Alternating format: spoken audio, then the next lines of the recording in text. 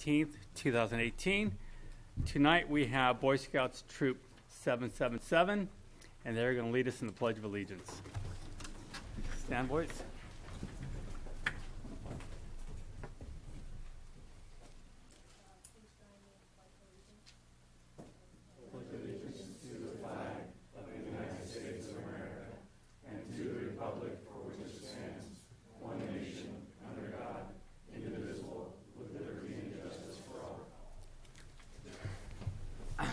Thank you very much.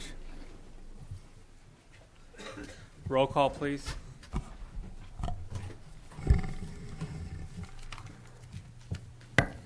Councilmember Gilliam? Here. Vice Mayor Solario Luna? Present. Mayor Velasquez? Here. Councilmember Friend? Present. Councilmember Clower? Here. City Manager Avra? Present. City Attorney Diaz? Here. Police Lieutenant Nguyen?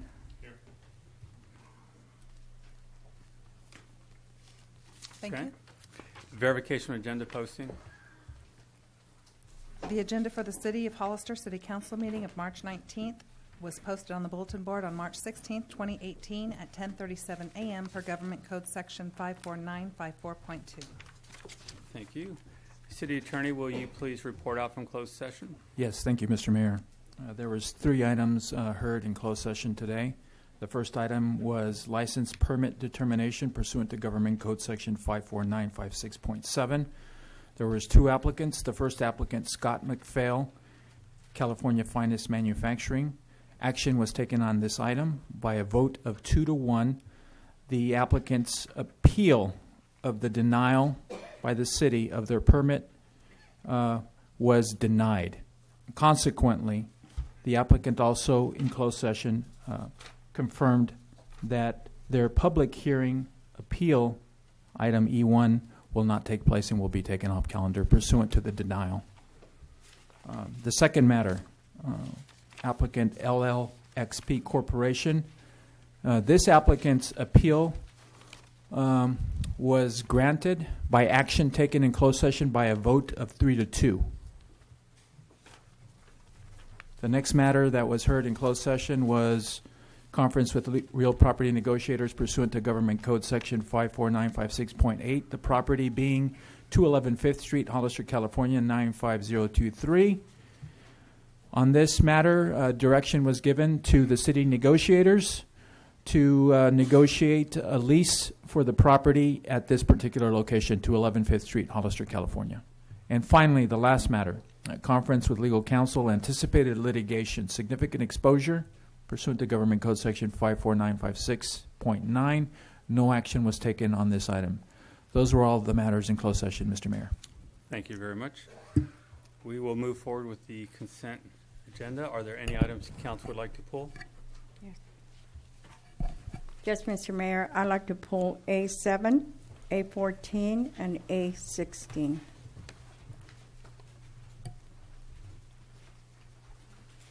I'd like to pull item A6, A8, A12, and A15. Are there any requests from the public? A4, A5, and A6. Okay. Is there a motion? Mr. Mayor, before the motion is Hang on. I apologize, Mr. Mayor. Just as a caution, Mr. Mayor, item A13 involves Right. Chispa. I'm going to recuse myself from that item. Just a friendly reminder of that. Yes. I will make a motion to approve the consent calendar as submitted with A13. Recusing. The mayor not voting on. Okay. So motion, is there a second? Second. I'll defer to Councilmember Luna. There's a motion, second, all in favor? Aye. Aye, motion carries. We'll move to item A4.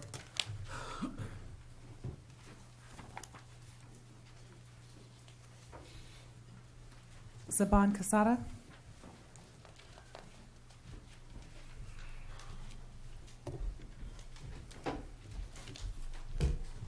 Good evening, my community of champions. My name is Zavon, and I'm an artist from San Bernardino County, Hollister, California. It was just occurred to me that, I wanted to know the reason of this certain building because there was a problem with these same types of disturbance at a community for low-income houses right there across the street from McDonald's, and nothing was really ever done with that. So I was just wondering what's the difference between that and this place here that's getting $20,000 to do this for the building. I just think it's kind of, I don't know, what makes it different than everybody else's buildings, because that building that has low-income people living there to this day, it's not getting nothing done to it at all. And just wanted to know what was going on with that building compared to this one. So I'm just asking. That's it. Okay. Did you want to answer that question, Manager or Mike? Good evening, Mayor, council members. So what this item does is appropriate $20,000 from the airport fund to remove the asbestos from an airport building that are owned by the city of Hollister. Thank you. Motion to approve A4. Second. Motion second, all in favor? Aye. Aye. Motion carries. Item A5. Zaban Casada.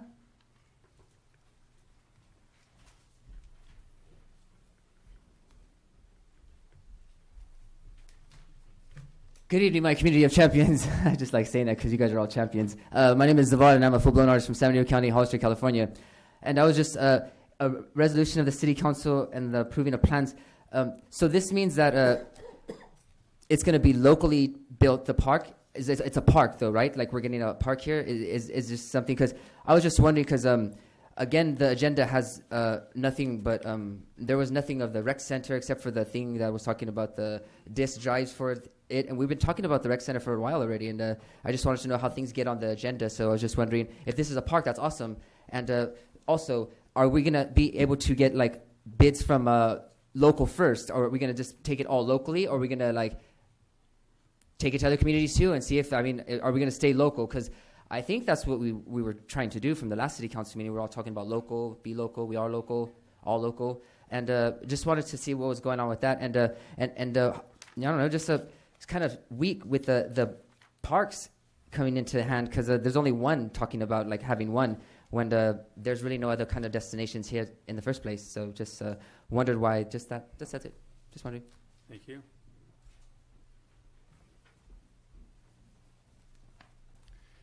Good evening. So this item will accept the plans and authorize staff to put out for bid the sport court that you previously allocated the money for up at Valley View Park. So when we go out to bid, we follow state law. There's no weight given for whether or not the contractor is local or not. It's per the state law, and we have to take the lowest bidder. I believe we have a 5% preference, do we not? We do For have a 5% preference. purchasing, I don't believe for public improvement projects. I believe it is, but basically we're following state law, but there is a 5%, which we will verify for all of us at the next meeting. Okay? Okay. Any other questions? Any other comments? City Clerk? Okay. Is there a motion? I'll make a motion that we approve consent item A5. Okay, there's a motion. Is there a second? Second. Motion is second. All in favor? Aye. Aye. Motion carries. A6. Zaban Casada.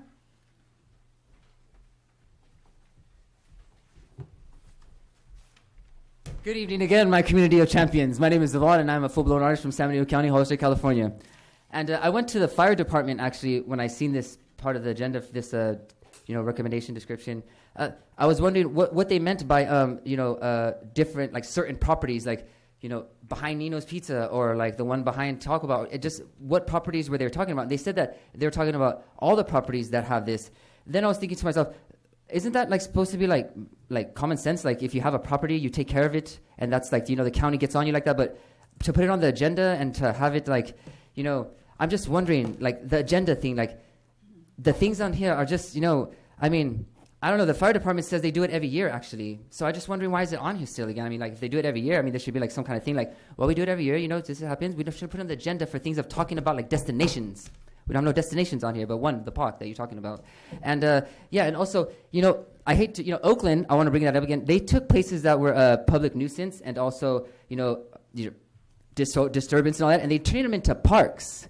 Kind of like what I was trying to get going with this community too is interactive art parks, a little bit ahead of Oakland, a little bit, if we could put it there, and going into the areas that are like nuisance or like, hey, the landlord's not taking care of all the weeds and everything, kind of off the hook. We want to make sure that we're using them for something beneficial for the community and for the youth also, because a youth council of 7, 6th grade, 12th grade, I mean, that's another thing that I think would be really awesome.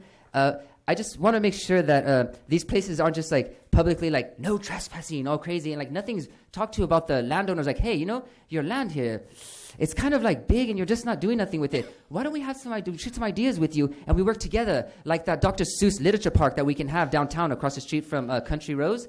That would be an awesome literature park. Dr. Seuss Literature Park. We could turn that big rig into a mobile bookstore, and it would be awesome. It'd have benefits of mentoring and educational programs for after school, for kids with autism and other things like that don't really have that many programs here that offer them. That little literature park can do that. Just throwing that out there. Thank you. Do you want to explain the process? Sure. Was there any questions from council on this? No. No? Okay. So we're back to our annual weed abatement process. We actually started about a month earlier because we've been kind of behind on the ball. So we're starting it a month early so we get everything done by June, since fire season is starting in May. So we're going out, we're scouting out all the lots. We're going to check and see, and we're going to send them their courtesy letters. So a lot of times people just need the reminder that, hey, it's getting big. We added some wording in there to to add fence lines, property lines, and public access to sidewalks to our letter, so they'll have to clean that up too, or they'll have to pay for us to be able to clean that stuff too. In conjunction with that, we also sent out the RFP for the workers to bid on that, so that's happening at the same time with that too. So when it's all said and done, we should be done by June instead of the end of July with getting all the weeds. So that's with the vacant lots now. So we're crossing out, people might get some letters, but we're trying to do our best to cross out all the vacant lots and cross out the ones that have been built on. But in addition to that, we have code enforcement also going out and doing some weed abatement education and enforcement on lots that are going to need it too with the residents or businesses. Okay. So unfortunately, there are property owners that don't realize their weeds are growing to 2, 3 feet. Well, there is. There's There's a lot of property owners that live out of town and out of state. Right. So usually as soon as they get the courtesy reminder, they usually get it for the most part. And there's usually not that many lots that we do take care of and mitigate. But if they don't, we have to go through this procedure so that we can initiate the process and take care of the issue before it gets to be 6 foot tall. Absolutely. And we're trying to be ahead of it this time. So there was last year we were trying with another property that had 2 vacant houses, and the weeds must have been about 8 feet. By the time the process got long, it was way into the summer by the time we got it go. We're trying to prevent that this time. Thank you. Any other comments on this? No, Mr. Mayor. Okay. Any questions from council? Is there a motion? Motion to approve. Is there a second? Motion second. All in favor? Aye. Aye. Motion carries. Moving to item A7.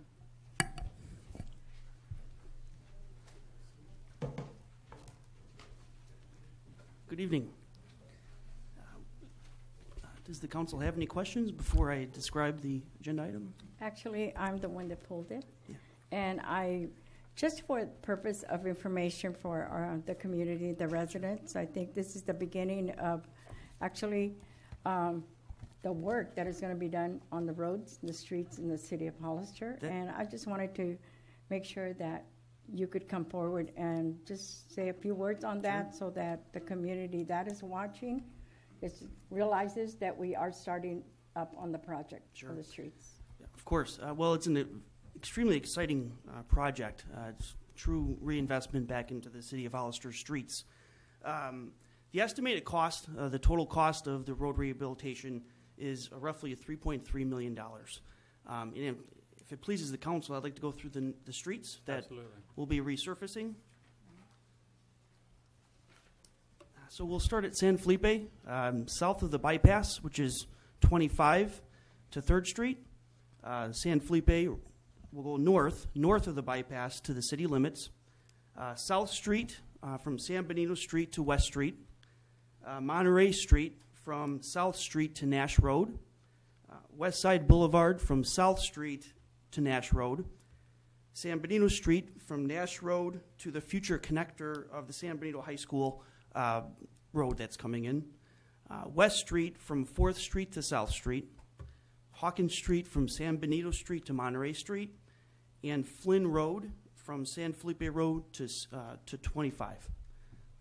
So if we gain approval tonight from the council, we will go out for bid for this important project, and you'll see some construction in the early summer months. So, Okay. Councilmember Clower. The $3.3 million number, is that based off of the program that we have, or is that the engineer's estimate, or where does that number come from for that bundle of projects? Well, the engineer's estimate, we did receive $1.7 million from the state, and so by taking that number and having our consulting engineer put together an engineer's estimate, it's at $3.3 million. So it's an aggressive project, and we're getting a pretty good bang for our buck for the dollars that we're putting into the roads. So the 3.3 comes from the engineer's estimate? That's correct. Okay, thank you. Okay. Councilmember Gillio. I just wanted to point out, maybe, Brian, you can confirm, but you just kind of did there a little bit. So this is, to be clear, this is state SB1 funding, which is RSTP reimbursement and the city general fund. Can you talk about, out of the $3.3 million, how much of that is state, and then how much we are contributing, please? We are contributing around $200,000 from our general fund, and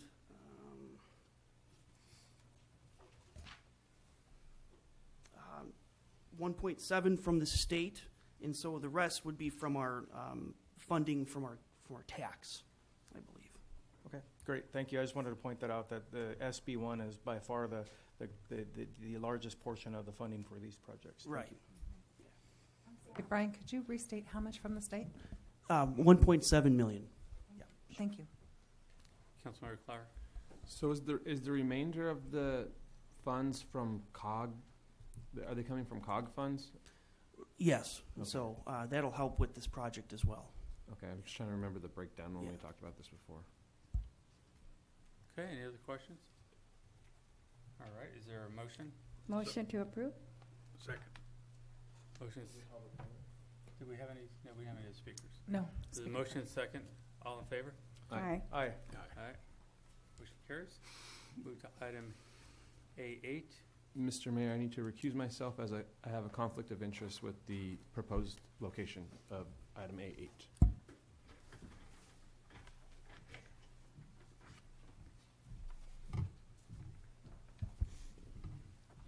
Good evening. Good evening. Just want to have you go through this. I know this is another project on industrial. Is that correct? That is correct. It's actually the same project that came before the City Council back in December, if I'm not mistaken, late December, and it received approval for manufacturing only. So tonight, the approval is for the regulatory permit aspect of it. Okay. Any comments or questions from council? Just one comment that, sorry, did you grab me? I'm sorry. Yes. Oh, sorry about that. Thank you. Yeah, I just want to be clear that there will be no plants grown here, and that this individual will be mainly making medicinal pain patches for people that suffer of chronic pain. And I just want to make sure that that's still accurate, and we're still moving forward with no growing on that facility. That's still the plan, yes. Thank you. I just want to point out as I've said in the past, if it's within 600 foot of residential area, I just can't support these. This is a great company, did a great presentation, but just too close to the homes for my taste. Do we have any other speakers? Okay. No, Mr. Mayor? Is there a motion? I'll make a motion that we approve A8. Second. Motion second, all in favor? Aye. Aye. No. Motion carries a 3-1 vote. Grab Paul. Mr. Clower. Councilmember Clower back in.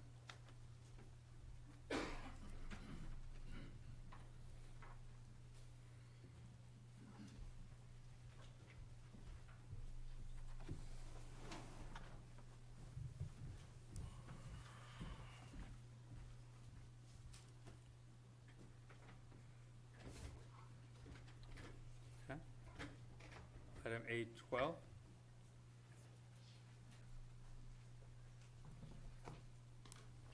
Good evening. I'd like to answer any questions the council may have. I just brought this back up. As I pointed out in the past, I'm disappointed that we're annexing another property into the city to build another 240 homes. As in the past, I thought we were going to just focus with infill within the city. So I just wanted to be clear on my objection to this. Is there any other questions or comments? Okay, do we have any other speaker cards? No, Mr. Mayor. Is there a motion? I'd like to make a motion that we not approve A12. Okay, I think What does that mean? you're making a motion to deny, for denial on A12. All right, there's a motion to deny A12. Is there a second? I will second. All in favor? Aye. Aye. Against? Nay. Nay. Okay. Is there another motion? I move to approve resolution number 2018-64. Second. There's a motion, a second. All in favor? Aye. Aye. Against? Aye. Aye. Motion carries 3-2 vote. Who seconded the second motion? Okay. You did? Vice Councilmember Mayor Luna. Luna.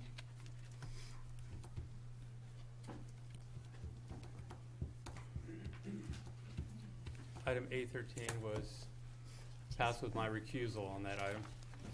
Item A14.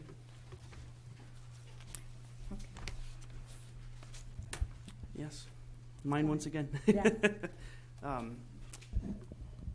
I'm here to answer any questions the council may have, or if you'd like me to describe what I'm seeking, I'd love to do that. So. Yeah, my concern was you're requesting 2 assistant engineer positions. That's correct. And can you let us know what is the current staffing of the engineering department? Sure. And why the 2 positions and not 1? Sure. So the Development Services Department is comprised of the Planning Division, the Building Division, the Engineering Division, Economic Development, and Housing. The Engineering Division is led by Danny Hillstock, who's the city engineer. Jeff Hall is the Public Works Inspector. And in addition to the 2 full-time employees that we currently have, we utilize 3 consultants to assist us with plan review, master plan generation, traffic reports, and the such. However, the city of Hollister is a developing community. We need staff to take over-the-counter permits to help expedite customer service, review plans in-house. We don't have to send them out all the time. And during my tenure as the Development Services Director, I've had the opportunity to analyze the department to improve customer service. And I felt that it would be good to bring 2 assistant engineers on board to help the day-to-day operation of just answering phone calls, going to the front counter, to give Mr. Hillstock more of an opportunity to work on the broader picture for the Development Services Department Engineering Division. So wanted to come to the council to explain that and to get your permission to seek the recruitment process. So the actual amount, the position is $220,000? That's correct, and that's fully burdened with benefits. Not going to go over that? No. Okay, those are my questions. Okay, any other? Councilman Gillio? I think we went from originally having a staff of 6 down to 1, correct? Yeah. When I came on board, June of 2016, we had an interim city engineer. We had a junior engineer. We had a draftsperson. We had support services and an inspector. And 4 of those people are gone. So I'm trying to bring some staff on board to help. I do have aspirations to continue using consultant-based assistance with the engineering division.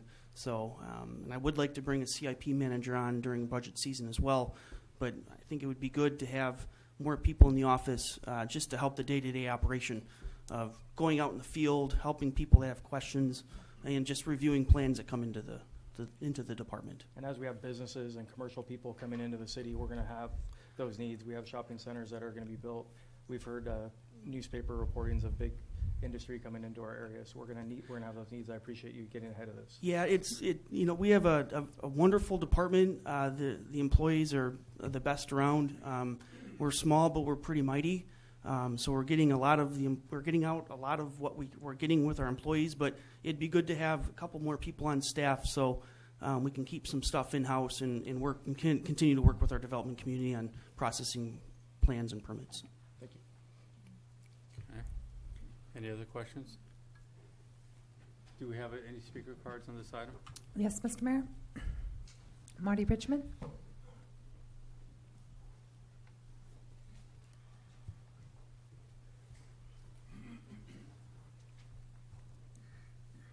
Good evening, Mr. Mayor, members of the City Council. Marty Richmond from Hollister. I get through the chair, I'd like to ask some information from the staff. Have we got a fee schedule set up to cover these fees when our engineers are working on specific developments? And if that fee schedule is set up and properly used, what is the net financial impact? What should be the net financial impact to the city? Because that's what really counts. The fact that we pay the salaries and the benefits is a given, but if these people are specifically hired to help development, most places you go, probably 99% of the places in California, you go in and you want to develop something, you wind up with a fee schedule that says, hey, if we work an hour on your project, this is what you have to pay. So there's no free ride, because that's, even our residents don't get a free ride. They pay their CFD fees anymore, the newer ones, and they pay for police and fire and so on and so forth.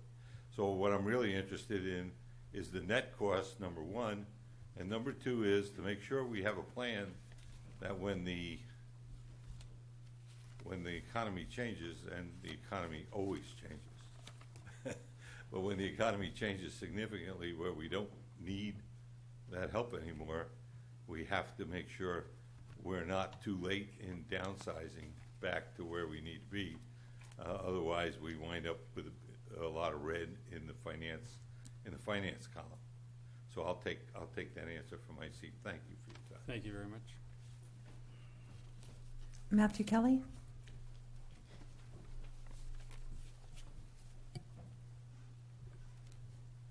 Good evening. I'm Matt Kelly, principal at Kelly Engineering. I'm one of the consultants that Brian mentioned earlier. I really appreciate all the work that the city gives me. When you support my company, you also support my family. But we're really expensive. The two assistant engineers that you're proposing to replace an open position of a senior and an associate, in my experience with this city, will be twice as productive as a senior and associate at half the cost. So I wanted to offer my support for this proposal. Thank you. Thank you very much. I have no more speakers, Mr. Mayor. Thank you. Thank you, Mr. Richmond, Mr. Kelly. So the engineering division of the Development Services Department, whenever we receive plans in, we have a engineering inspection and review cost on those plans. And those costs can range from $20,000 all the way up to $700,000 on some major projects.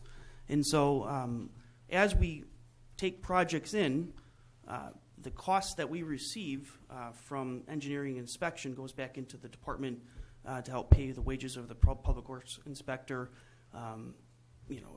in other areas of the development services department. So as growth comes and growth keeps coming to Hollister, the inspection costs for plan review and actually going out in the field to review grading, sidewalk, streets when they're developed, those are costs that come back to the city to help pay for staff. So, yeah, I think the question was, is there a set fee schedule that you work off of, and I believe there is, that we've had this conversation in the past. Yeah, it's a sliding scale dependent on the cost of the infrastructure. Specifically with engineering, plan review and inspection, it's based on the infrastructure cost. So it's a percentage of that. As the project gets bigger, the percentage comes down just from an economies to scale perspective. Okay. If there's changes later, is there an hourly fee also, or things change for whatever reason? Yeah, not on the large public work or on the large projects. It's just the percentage set on the project cost. Okay. Is there any other questions from council? No. Thank you for the information. Is there a motion? Yes, I'd like to move for approval, A14. Second. There's a motion, second. All in favor? Aye. Aye. Motion carries. Thank you. Go to item A15.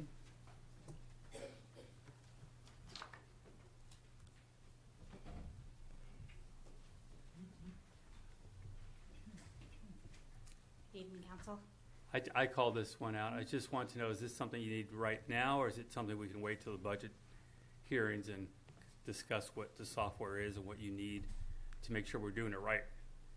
Right. What we're requesting it right now. We would like to have a few things. The reason why we were requesting it is because we feel that we need to upgrade our computer systems. Our IT department felt that it was too a work overload for them to try to build a website and work with us in these upgrades. So we would have to bring in a trainer. And then it also allows us to have online registration. And our goal was to have it April 1st.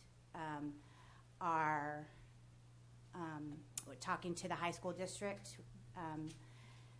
We are working with them to do registration for the tennis courts, and we let them know that we will have this online registration so it's easier for the community to go out and reserve the courts.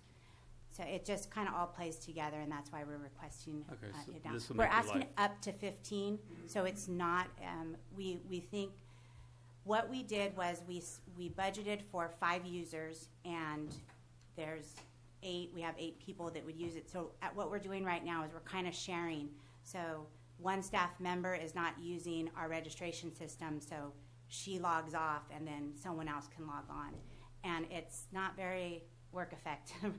Right now, it's, we're just kind of waiting around. And so this will make it easier for the public to register online, which would make your job a lot easier. It would, and definitely. The goal is April 1st. Yes, that has been our goal. Well, that's a great reason.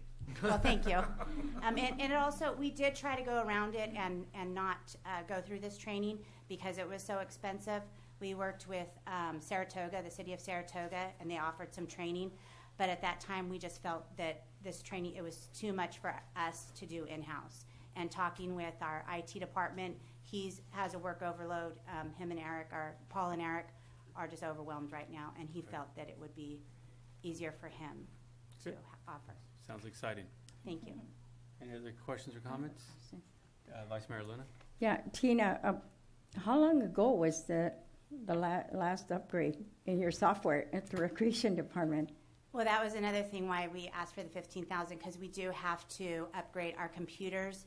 The last upgrade was probably around 20 years ago, and well, we're recreation, so we're the bottom of the barrel. We don't get a whole lot. You're on floppy disk. Yes, we're not. We don't have that.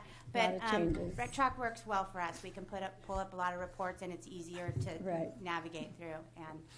And thank you for that information. You're welcome. That's the last time Tina comes to the podium. Do we have any other speakers on this item? No, Mr. Mayor. Okay, is there a motion? Motion to approve. Second. Motion second, all in favor? Aye. Aye. Motion carries. Thank you, you guys. Thank you very much. Get rid of those floppies. Item A16. Yes. Yes. Vice Mayor Luna? Yes, I pulled this because I am aware of actually an ordinance, a resolution that was passed quite a few years ago on this, and I'd like to see if our city manager could bring us up to date on this. Yes, thank you, Councilwoman Luna. So the item before you is more or less reinstating or ratifying a resolution or two that were passed nearly 16, 17 years ago. Back in 2001, I believe, Jovanas de Antano came to the city of Hollister and requested a line of credit because the way funding cycles work for various agencies that provide them funding for Meals on Wheels and whatnot, if there was ever a gap, she wanted to just make sure that there wasn't a gap in service. So in 2000, I think it was 2001, the council approved a line of credit of $50,000. The following year, they upped that line of credit to $100,000. What's important to note is that the organization, they've never utilized the service. They've never once got into that particular bind where they actually had to draw down on the line of credit. Jovanas came to us recently and asked if the line of credit was still valid. Brett Miller and myself, I thought it would be pertinent for us to bring this item back to council because we didn't necessarily want to get into a situation where we haven't talked about this for 16 years. So we just wanted to make sure that we were doing as the council desires. So what you have before you is, again, another line of credit for up to $100,000. This particular line of credit would be good until June 30th of 2019. And if once again, if they need to use it beyond that, they would come back on a regular basis and ask for that line of credit if it was needed. So. Right. Yeah, and the reason I asked is because sometimes the state funding that comes into the Jóvenes de Antano actually doesn't come in right away, and they have to wait. And being a member of the Area Agency on Aging, I go to these meetings all the time, and we are being told over and over that the agencies are not receiving their funding when they should be receiving it. And I believe that this is just a safeguard for them. And not that we are granting $100,000 to them tomorrow, but this is just a safeguard. So I'm glad that. That's correct. Thank you for the explanation. Councilmember Clara. So I don't see anything about the terms of the line of credit. I imagine there's no interest on it, but what about potential repayment? How many years does Jóvenes de Antano have funding, state funding going forward? So the way it would be intended is that if there was a disbursement, we would get with Jovanas and make sure that whatever we disperse is immediately repaid. So there's no ongoing loan terms, or if that was the case, we would clearly have to come back to the council to have that loan agreement sort of approved. So this is really just a point of getting usually people from August to October, I think or September to October is also a federal funding cycle, and that's where usually the problem runs in. So if they drew down on the line of credit, the idea would be it would be repaid in full immediately upon their receiving their grant money. So we know that they've already been set up for funding in the next fiscal year? Yes. Okay. It's usually ongoing. There's just the gap is what's always been an issue for them. Okay. Yep. Thank you. Just you know how the state and federal government work, right? Exactly. This is so the audience or the public understands. This is a group that provides services for our seniors and the Meals on Wheels program. Very important group that we need to support. Make sure they have the wherewithal to keep delivering those meals. Any other questions or any more comment cards? Mr. Mayor? Okay. I make a motion we approve A16. There's a motion. Is there a second? Second. Motion second. All in favor? Aye. Aye. Motion carries. Okay. We're going to move on to item C, public input. This is the time for anyone in the audience to speak on any item not on the agenda and within the subject matter jurisdiction of the council. Speaker cards are available in the lobby and are to be completed and given to the city clerk before speaking. When the city clerk calls your name, please come to the podium, state your name and city for the record, and speak to city council. Each speaker will be limited to 3 minutes with a maximum of 30 minutes per subject. Please note that state law prohibits the city council from discussing or taking action on any item not on the agenda. And I don't believe we have any public speakers tonight. Oh, we have lots. Just kidding. Joe Ortiz. I think we have a group tonight, I believe, correct? That, as I understood, several people from the same organization or supporters of the same group. How many here are for the animal shelter speak? So, okay. I knew you guys were out there. Okay, so we're But I only have two only speakers. two speakers. Oh, okay. Yeah. Okay, great. Let's hear your first one. Thank you. Good evening. Scared me there for a second. Joe Ortiz and 1481 Las Brisas Drive, Hollister. I wanted to address today the city code, municipal city code 1010.030, which is private property, parking and storage of recreational vehicles prohibited, of which I got a citation for. Back in 2014, several of the neighbors around me got cited for this particular code, and it was brought before the city council. And at that time, it was decided that they would review and possibly revise the code. We never heard anything else from that point on. But just recently, like I say, I got cited for it. If you look at San Jose, City of San Jose Muni Codes and City of Hollister Muni Codes, they allow for parking of boats and RVs in a person's driveway as long as it's on a paved area and not encroaching on anything. As you know, there's a lot of people from San Jose moving to Hollister and possibly don't know that this other code that code doesn't exist here for them to be allowed to do that. And also, I was given like to the 21st to do something with my boat, which is sitting in my driveway on pavement. There are no open spaces in any storage area and locally. And if you look around, there's possibly maybe a couple hundred more violations of this code within the city. And if you go to tagging every one of them and giving them all, something telling them that they've got to do something about it, where are they going to go? They have no place to go. And a lot of these, of course I understand that some of these violations are probably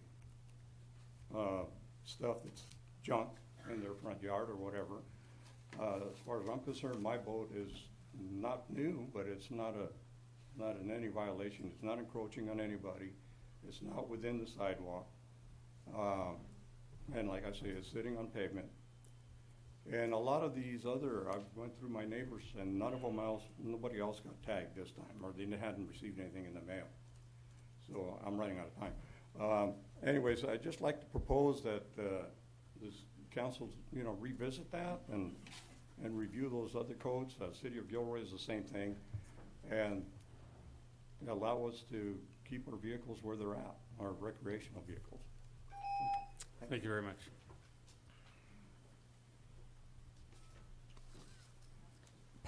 Pamela Kovacic?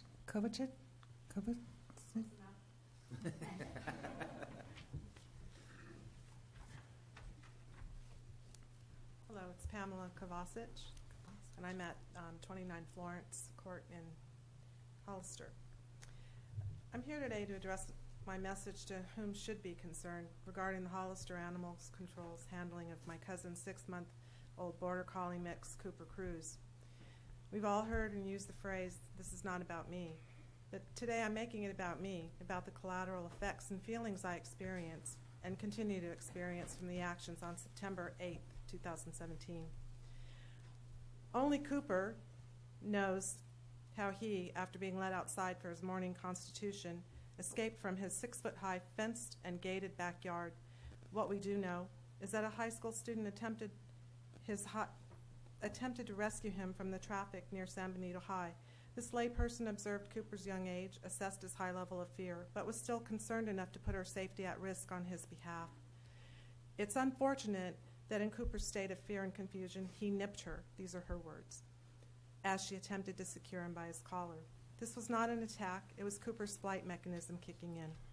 When animal control arrived at the scene, it looked like a Keystone Cop situation, as it took multiple people to corral Cooper and capture him using a snare. Most dogs go into the alligator roll when snared, and at the very least they pull back and away from the tool. Perhaps the officer would have had an easier time of it had she realized to catch more fly with honey than vinegar. Cooper was impounded and was housed in the dangerous dog section of the shelter.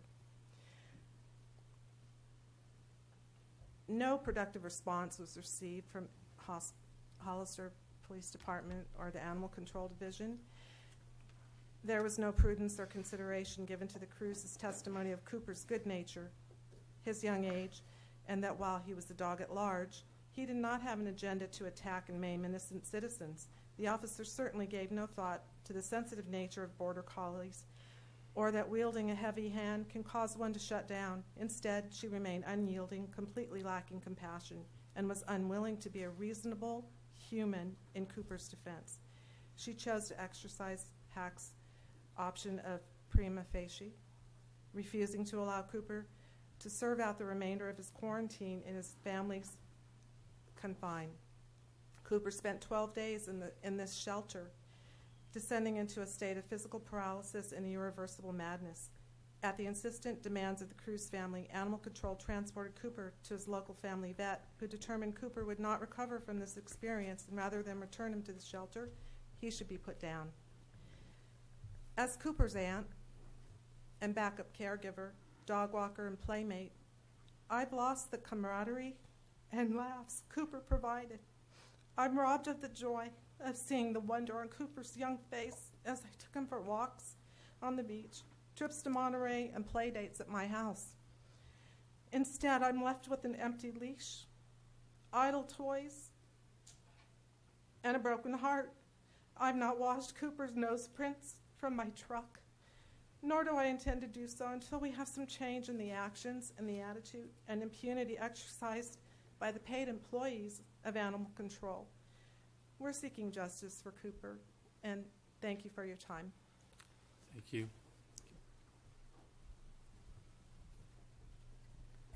Susan Hilden.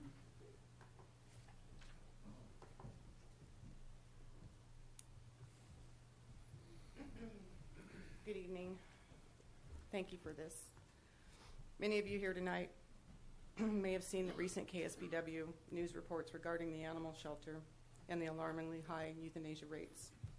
Combined with Cooper's heartbreaking story on the heels of the grand jury report, this community has galvanized into action.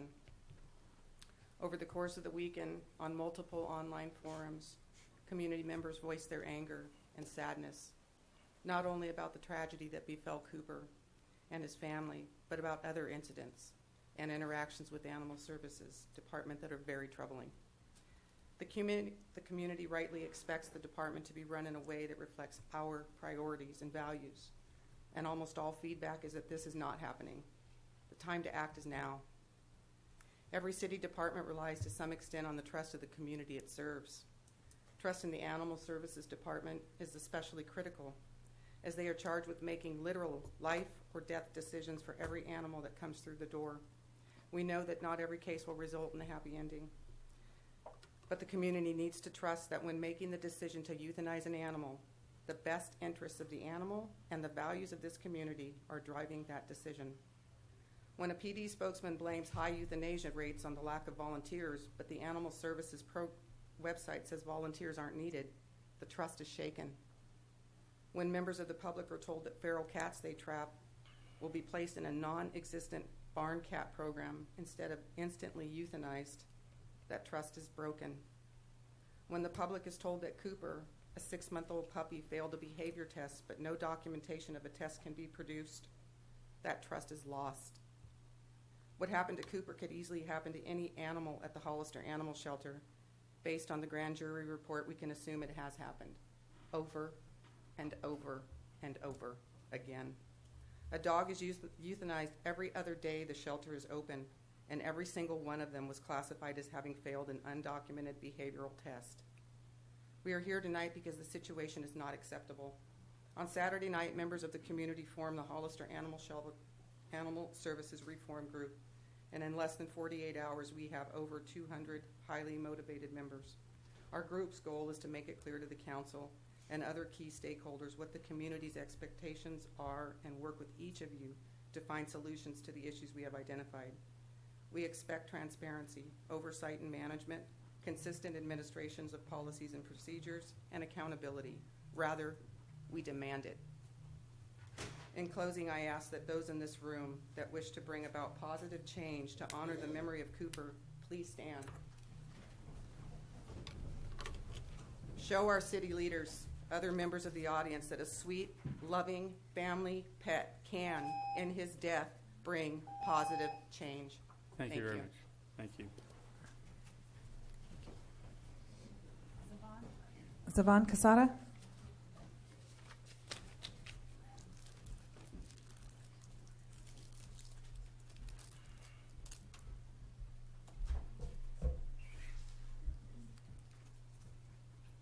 Good evening, my community of champions. That was just really, the whole thing was really strong.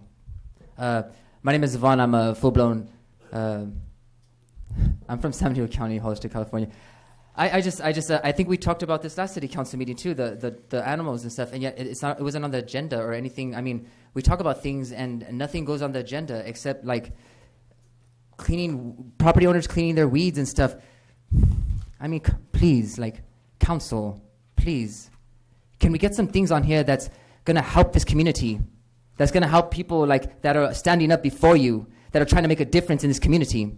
Or what do we have to do? I mean, do we have to come in parades? We couldn't all fit in here because, look how small the building is. I just don't get any of this. I mean, the things on the agenda, if anybody's, the rec center, software, that thing needs a whole, man, that thing, when's the last time we even got an updated period? It's sad because, the young lady here that came up to her, I could see that she loves her job. And, it's sad that she has to come here almost afraid to ask for the money. You see how afraid she looks? Come on. This is ridiculous a little bit, council. A little bit, it is ridiculous. Because I think that we talk about something, it should be brought up, at least as some kind of something on the agenda. Nothing was brought up about the shelter, nothing. We talked about it, I think, twice already, maybe the one before that. And the Bonneview thing, too. The poor lady had to come with a picket sign all the way to somebody say something about the noise. Really, I want my community to really take this agenda home and look at it and really look at what we're talking about here. Really.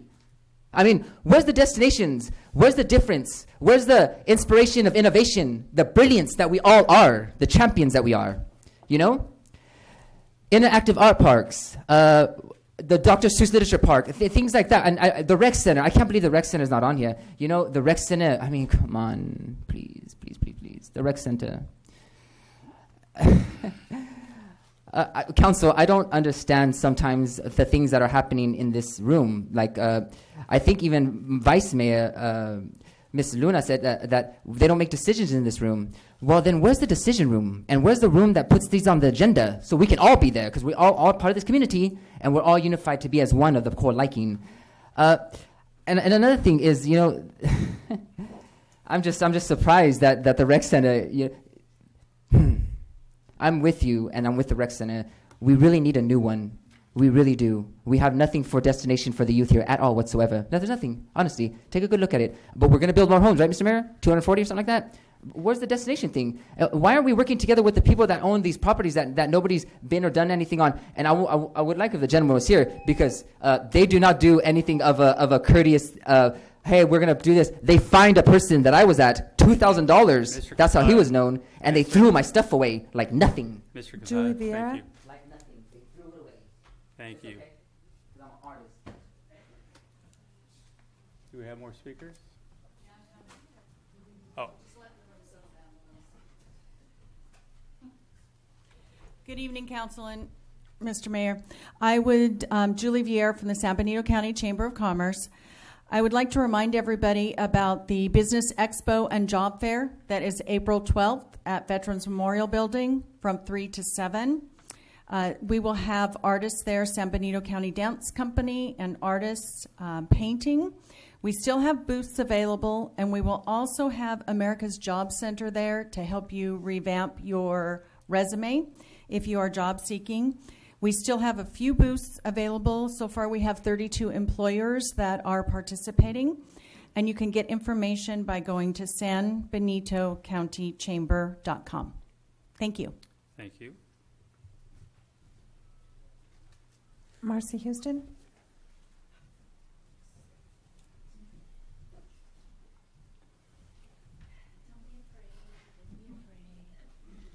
My name's Marcy Houston, and I own a business at 364 7th. It's called The Garden Shop and Bar.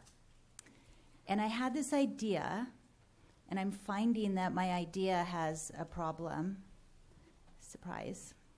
So my little store and bar doesn't have ability. I don't have the permit, and I can't get the permit, and that's okay that I don't have the permit, but to serve food. So I had this really good idea to, in the summertime, bring in a fancy food truck, like on Friday nights, and do wine and beer pairings, because people can bring their own food onto my property, which is what I encourage, and then we have the beverages. I just can't prepare food because I don't have a commercial kitchen. So in talking to the city and Mary Paxton and different people, they said, well, there's an ordinance against food trucks. And I'm just curious if there's something that could be done on a temporary basis. I mean, I don't know what the rules are. I don't even know what the law is, because I don't have the property for a food truck to park on. They would have to be in the city parking lot. So I'm willing to work around any kind of conflict. If you want food that we don't have restaurants for, if there's a permit, a weekly permit I would have to pay. I'm just trying to come up with ideas to make my place to enhance my business. So I guess I just need to know where to go to get the actual rule or regulation, or do I just go do it? And then ask forgiveness later. I mean, I don't know. City manager will probably update you on his comments. Oh, okay. All right. Well, then I guess I'm done. Thanks. Thank you. Marty Richmond.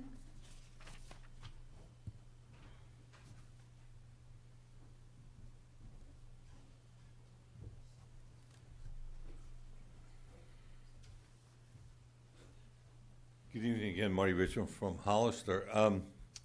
It just so happens that the mayor mentioned infill, and that's the subject of my my little speech here. You know, that's supposed to be a priority issue with us, and that includes infill of the county. But as someone else mentioned, when they talked about the Bonneview folks coming here, where's the infill? They have a road that everybody's debating about, and they don't want anybody running on it because it's in such bad condition. But that road belongs to the county. It does not belong to the city of Hollister. And the county, obviously, I don't see them jumping up to fix it. In fact, I don't see them doing anything to fix it. So they have an interest in just keeping it just the way it is because they don't drive on it. The only people who drive on it are people who live there. And they're not going to fix it up. And the people who live there, their view has been made clear.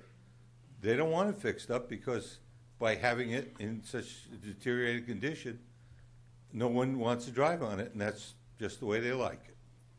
Which means we would be better off just tearing up all the streets in Hollister and just making them all impassable, and we will never have another complaint about traffic. I mean, my guess is, I'm sure the city manager will correct me if I'm wrong, but when it comes to county infill, my guess is we haven't done anything really significant in years. All these little county islands still exist, and when I was reviewing the new report for proposals concerning fire, they talk about in the city of Hollister, and then they talk about in the unincorporated area of San Benito County. It's ridiculous, because what they should be talking about is whether it's in a rural area or in an urban area. Bonneview is the unincorporated area of San Benito County, stuck right in between two streets that are in the Hollister's jurisdiction. And they need the same, Bonneview would need the same fire protection as the street right next to it because it has homes on it and people live there. Whereas somebody in South County may have a home on 26 or 56 or 106 acres, and that's not the same deal as far as fire protection is concerned. It just doesn't work that way. So I don't know what we can do. I don't know how many arms you can twist. But if the county refuses to cooperate on infill, we've got to do something to at least bring it to the attention of the public and saying we demand that you at least fix your streets that are actually in Hollister because we respond to fires at that street. Thank you very much. Thank you very much. Elias Salinas.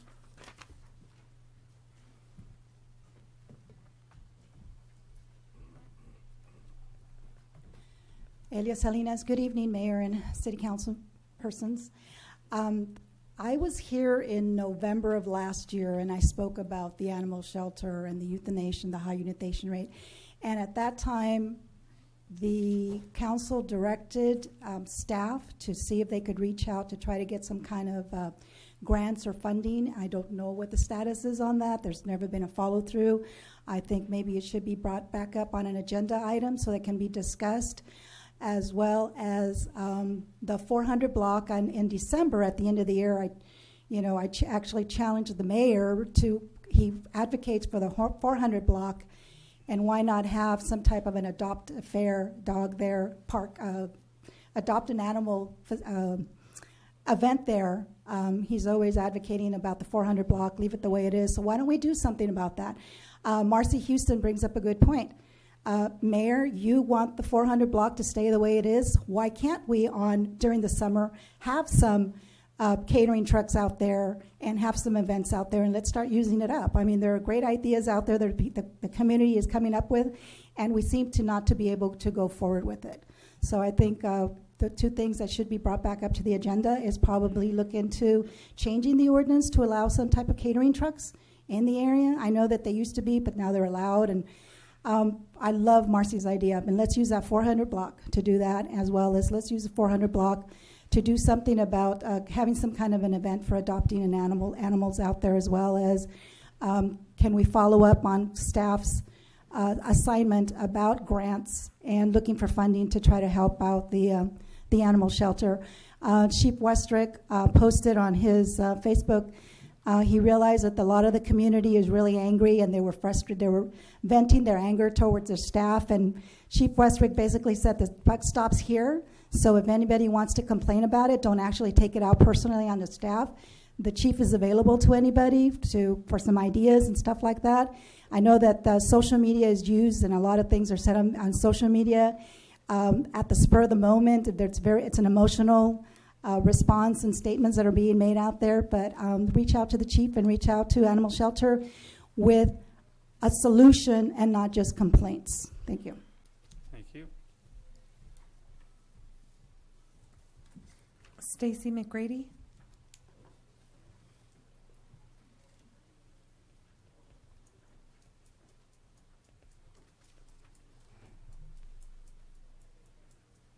Good evening. Thank you. Excuse my voice, I'm getting a little bit of a cold. I live in the county area, and the reason that I wanted to speak is because the animal shelter also governs the county area where I live. I am retired law enforcement, and I am also retired from the SPCA for Monterey County.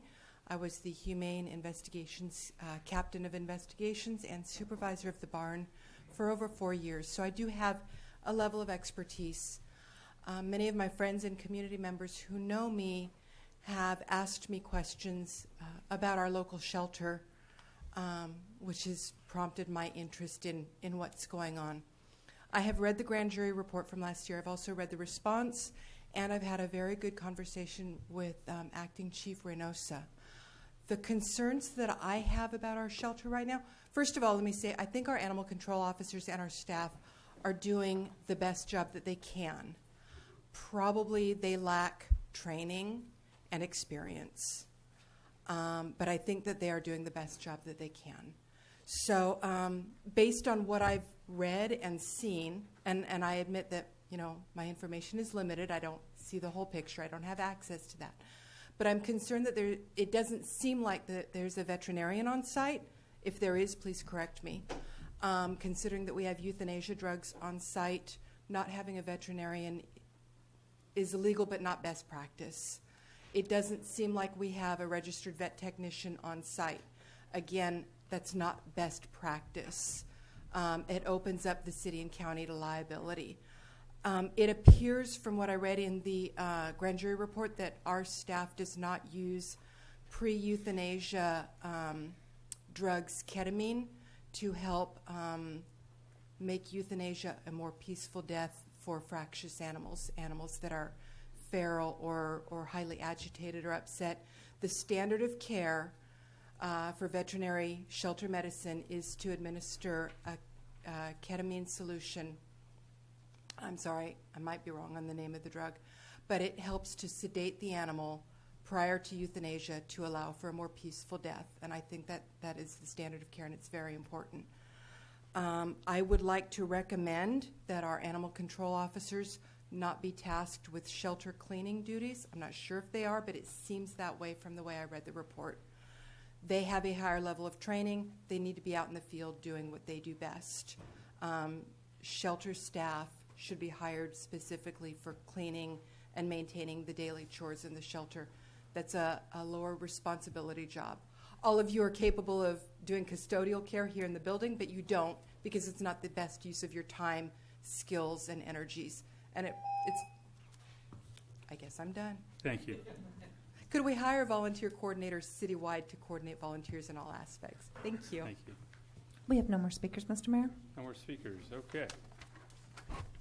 We'll go to item D1. We'll do city manager's report so we can answer any questions you might have, and then we could take a break. After your report. First and foremost, on the first thing I have to report tonight is we have a joint meeting regarding the trash hauling RFP. I hope as many of you can make it as possible. It'll be Thursday night at 6 o'clock at the County Board of Supervisors chambers. I know that one or two of you aren't going to be able to attend, and so hopefully we have at least a quorum there. Real quick, related to Marcy's question on the mobile food vendors, every 5 years or so, this raises up or comes up, and we have several discussions through Planning Commission and Council about how to do this and where they're permitted and where they're not. Right now, they're only allowed to be at various locations for no longer than 10 minutes. Out at the industrial park, you can actually be there a little bit longer with administrative permit review. And I just want to forewarn everybody, for all the people that really enjoy the idea about having catering trucks come to town or park, you're probably likely going to have just as many restaurant owners in here claiming that they have a sizable investment in their bricks and mortar operation and don't necessarily like the competition on a Friday or a Saturday night on those things. Now, I would like to go down the path of working with our local restaurateurs on the days that many of them aren't open, or in the afternoon on Sundays or Mondays and days like that where it isn't as necessarily as easy as it used to be to eat. A lot of them are closed, so I think that's something that we can look at. But we've tried this at various stages through my tenure here, not as city manager, but when I was in the planning department, so it's always a contentious sort of discussion. Same thing with the boats and RVs conversation. That's another one that gets brought up on a regular basis. If the council is directing staff to move forward with those two items, I certainly can start at the Planning Commission, give direction to Brian to have the Planning Commission review those two sections of the ordinance and bring them back if there's any changes to the council.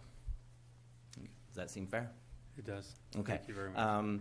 With relation to sort of the discussions with animal control and the speakers here this evening and the Facebook comments, I'll leave that alone. But we have been, the chief will be back here next week. I know that he did post something that he is going to take responsibility of not necessarily taking all the hits, but he wants to hear from people, and so he's open to that kind of a communication. I would suggest that at some point we can have either a special study session so that everybody's completely familiar with how the shelter operates. I think we all have, it's a hugely emotional thing, and there's a lot of opinions out there, but then I believe that there's also just some factual basis that needs to be discussed as well. Not on any particular instance, but I do want the ability for Lieutenant Nguyen and Olson and the chief to prepare a proper report for you as well. So, yeah. Councilmember I Friend. thought a couple meetings ago, and maybe it was just the last meeting, we talked about having the staff bring back to us a proposal for the cost of doing a spay and neuter. Spay and neuter. clinic. Yeah, and what came out of sort of the goals and objectives is that I think that the council was seeking to have an extra line item in the budget to address the spay and neuter, a larger spay and neuter program. Not necessarily. I think that was probably mostly to address the feral cat issue, and we'll bring that to you during the budget season or session. One of the things I'm learning about all of this is there are communities that are doing this right, and as I understand, Santa Cruz is one of those. Can we get that information, see what's going on? Let's get best practices from different areas. I'm sure we can turn this around, and judging by the amount of people that are here that are so passionate, I know there's quite a few people that are willing to volunteer. We just really have to look at how do we invite those to participate, find out how it can be done in a way that just makes more sense. And I think, especially the animal shelter, I don't think anybody here is looking for the job. They're looking to volunteer and spend time and help. And I think if we can learn from the other agencies, it'll help us become a better agency. So if we can get some information from them, that would be helpful. Yep. Okay? All right, at this time, we're going to take a 5-minute break. Is there any students here that need your card signed? I see some in the back hiding.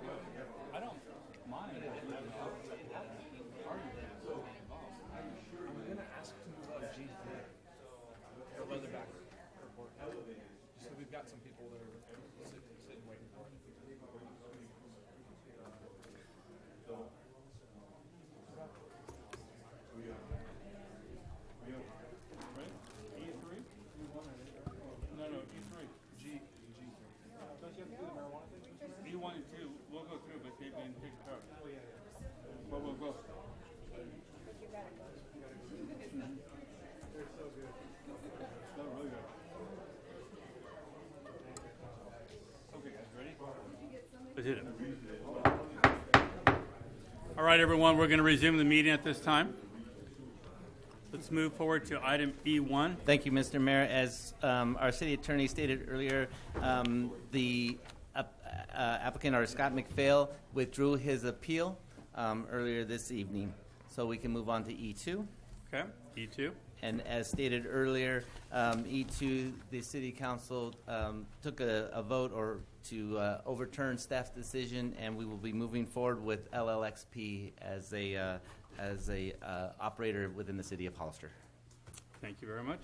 Mr. Mayor, if it's okay with the council, I'd like to ask that item G3 be moved up and be heard now.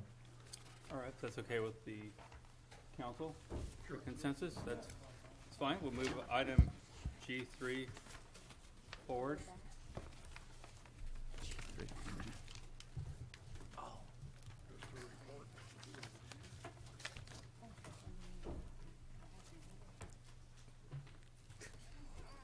Thanks. Thank you, Mr. Mayor.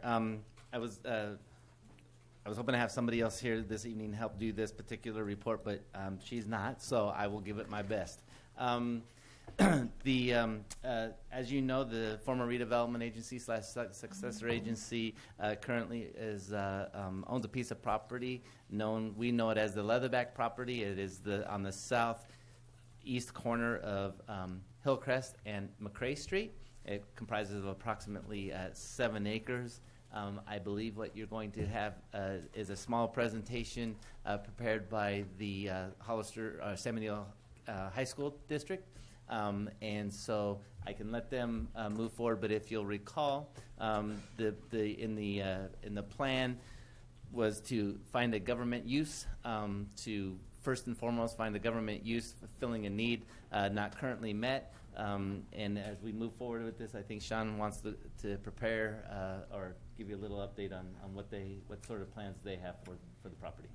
I do. Good evening, Mayor and City Council. Thank you very much for moving the agenda item up. We just came from another board meeting, so we really appreciate that back to back. But what we wanted to do, and I first want to introduce some of my team members, Mr. Zimmerman, our construction manager.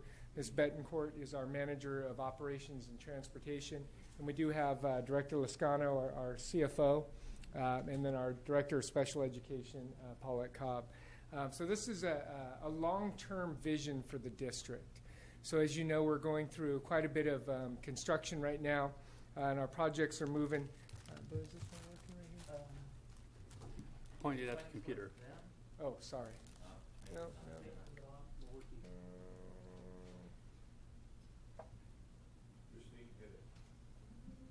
It should be. Let's see if I think we you got had it on, and let me flip it back the other way. Okay. Let's see if we can do this. It worked really well the other day. Sorry. Sorry. There we go. Okay, so what we wanted to present this evening is the district has a long-term vision and an interest in acquiring the Leatherback property. And there's a lot of reasons why. As you well know, like just described, we're going through our current project and facility upgrades. And the most important thing is we're trying to make the school district and the campus safe. We're not going to decrease in size right now. We're continuing to increase in enrollment. And we're spanning a larger geographical footprint than we've ever done before. So we're on the north side of Nash and we're on the south side of Nash. So when we take a look at this, we're looking at, and I'll kind of specifically point out to you if it shows up on your screen, which it doesn't. We're located in the center, our current transportation. And if you look at number 3, which is the student quad, and that's the future student quad, right behind there is our transportation yard. And so what we are looking at is once the future bypass road is built with the County of San Benito, Nash Road has its traffic mitigation measures closed. We have the gates in and we're able to close it from 7 to 7, is basically uncongesting the center of campus. So our goal is to shift the center of campus from where the cafeteria is on the north end right now to the cafeteria right next to Nash, which is the future number 3, which would create a hub of campus. To do that, we're moving our maintenance and building, which is number 2, out to the western edge of our campus. So again, unclogging or uncongesting campus. And then the long-term goal is to move our transportation yard outside that vicinity as well. But we're also cognizant that if we put it next to the homes there, it's probably not in the best use of what we're trying to accomplish. And 2, if the district and the community has an appetite for a second high school, a decade from now or 8 years from now, that we would have a central location for transportation. Currently, Ms. Betancourt supplies mechanic transportation needs as well as bus needs for Spring Grove, North County. We also do work with the San Benito County Office of Education. Our goal is to continue to support other districts in our county, and to have a central location really makes sense for us.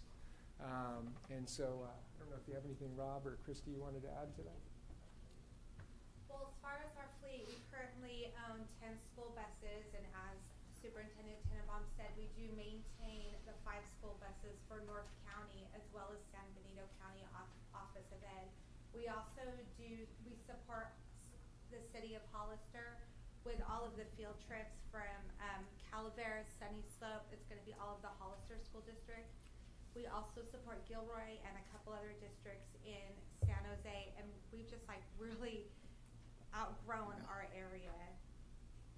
So, again, this is something where we look at as a long-term collaboration, a partnership between the district and the city. We see this as a great joint venture. This is a collaboration where you have an unused site. We have an interest. This is a prime location that is very central. We've toured the actual area multiple times now. And we also don't necessarily have to have all of the acreage. So, it's something where, if we could work with the city to take a look at, the parcel and possibly splitting it, it would be beneficial to both partners. So we've done a little kind of ingress and egress, and if you wanted to talk a little bit about that, Ms. Betancourt, just in terms of how we kind of see this site being developed down the road. So since we plan to grow, we hopefully eventually would like to service the Hollister School District with our school buses as well. We've set up our yard to house additional buses as well as an additional bay so that we do have the room to grow. We would plan on mainly entering on the McRae Street side of the roadway. We would, you can see that we do have a secondary entry and exit on Hillcrest, but the main entry would be on McRae. Again, the whole goal is safety. 1, we uncongest our area. 2, that we know that if we shift our hub of campus, right now we have 11,000 student crossings a day. And those 11,000 crossing students going from the north part of campus to the south part of campus all go through Nash Road. And West Street Extension is where our buses come off, and that is right next to Nash Road. So our goal is to really try to provide the safest environment possible. So we've taken a look at what a potential budget might be for this. Again, today's dollars are not going to be tomorrow's dollars. I can tell you that. One thing that we're experiencing is cost escalation in construction, but this is just an estimate. This is something that we would work towards with the city. We're looking at site work, off-site requirements, building. This would not be a DSA project through the Department of State Architects because we wouldn't house students there. So this is something where we wouldn't have to go through that requirement. But we have been working with our architect firm, ADIS, to put together a preliminary sketch of what this would look like in the event that the city is interested.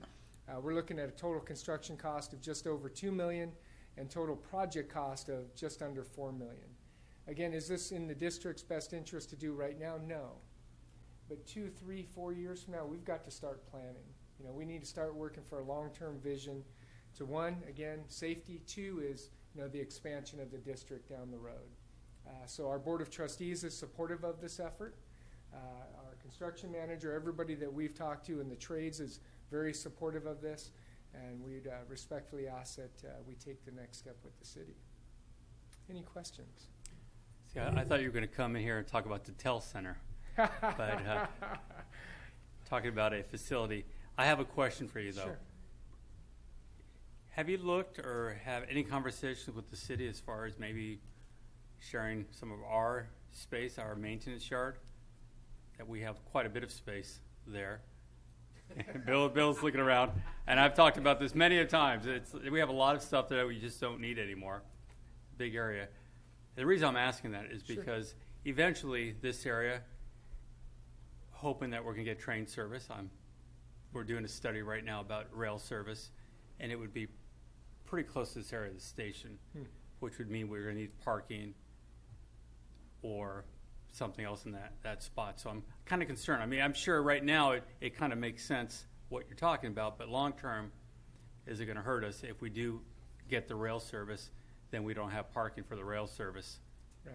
It's one of the questions I have, especially knowing that we have that yard that just has a lot of stuff that we should not have in that yard anymore. And what a great partnership, because I'm sure you need to maintain your buses there, and the facilities are already there. Right. No, we haven't been approached on that. We'd be open to taking a look at any of the items that you have as far as land. I'm and hoping the availability. council members would be open to that. But all the traffic that they're talking about here are school buses on South Street. Well, going to the yard. So different now ways. You've got the buses dropping kids off at the high school and driving down west side to south, and then to the yard. I mean, this seems like it'd be. I know that it'd be. So for Councilman Friend, we actually did a dry run on this to kind of see what the impact would be. We've had our buses go through. We've actually taken a look at this multiple times just to see if it was even palatable for the city. Right now it's unincorporated. It's just earth. It's a very industrial area. We were thinking, what would the impact be on the neighbors? Who lives near this particular area? Because we do know that, we'd be starting up quite a few buses early.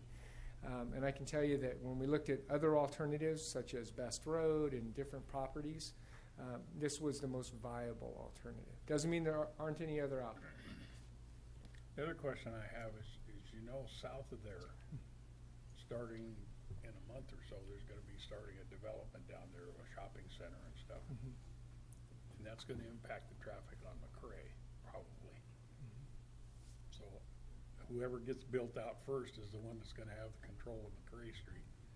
And it could be pragmatic that all of a sudden school buses are going down McCrae Street too. Because if you came up Prospect and made the left to go there, you might run into a traffic situation there. But I think this is an excellent way for the city to use this property, because it's obviously no developer wants it. We do. Thank you. My only concern again is if we ever get the rail service, we need parking.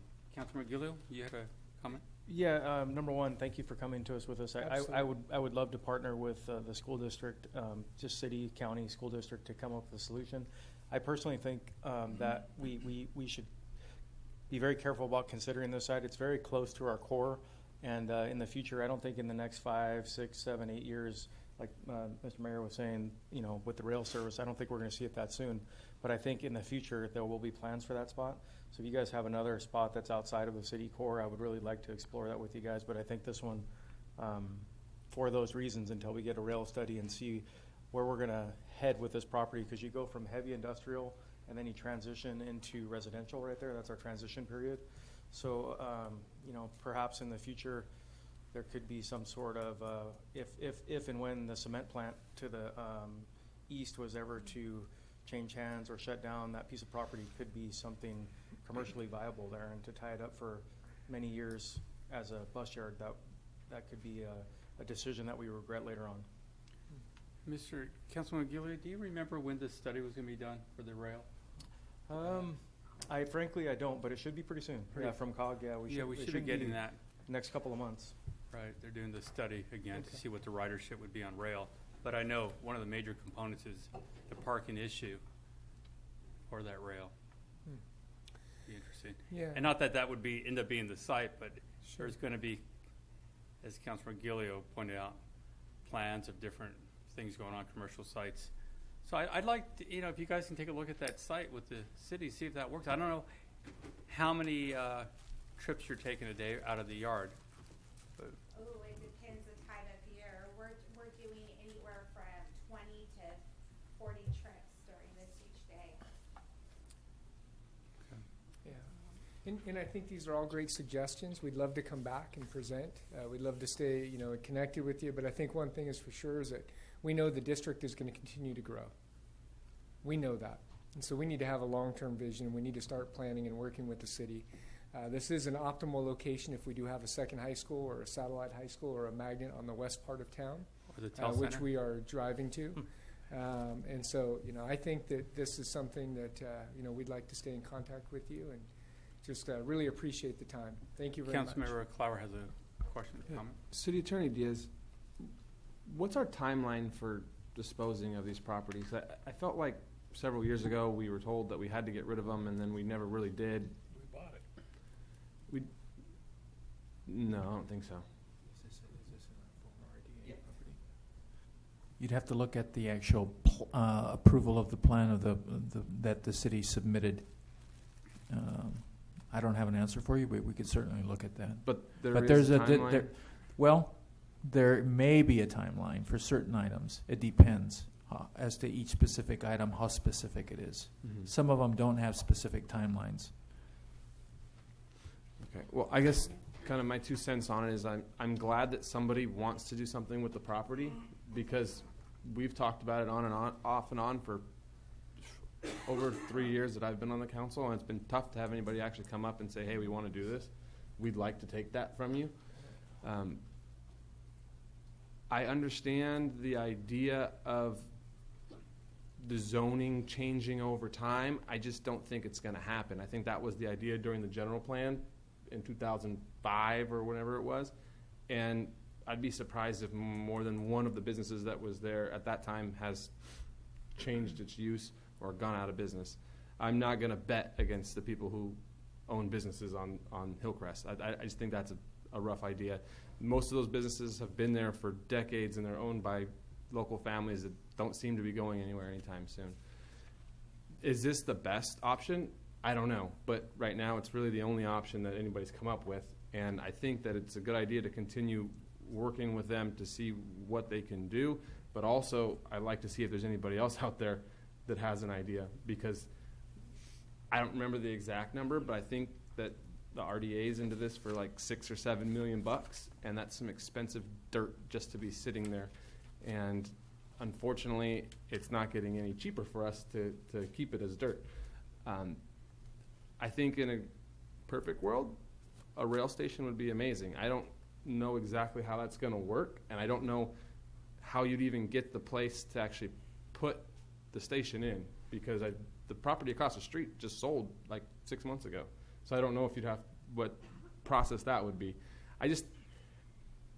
It's a lot of money that's been dumped into this property, and unfortunately, the value in my eyes of the property has only gone down over time. It's one of the few properties in Hollister that seems to be getting less and less valuable, and I don't think that's going to change.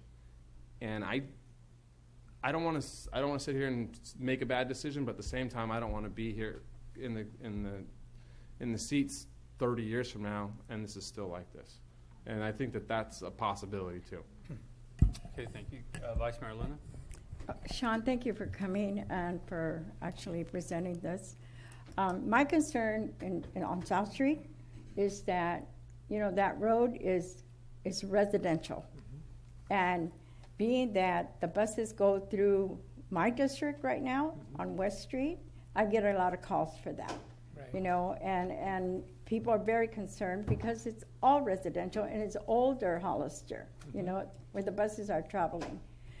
Something like this, I have to agree with Councilmember Clower that we've had this property for a while now, and it has been sitting there, and there's different plans that have been recommended, and so far it doesn't seem like something is really working and moving forward.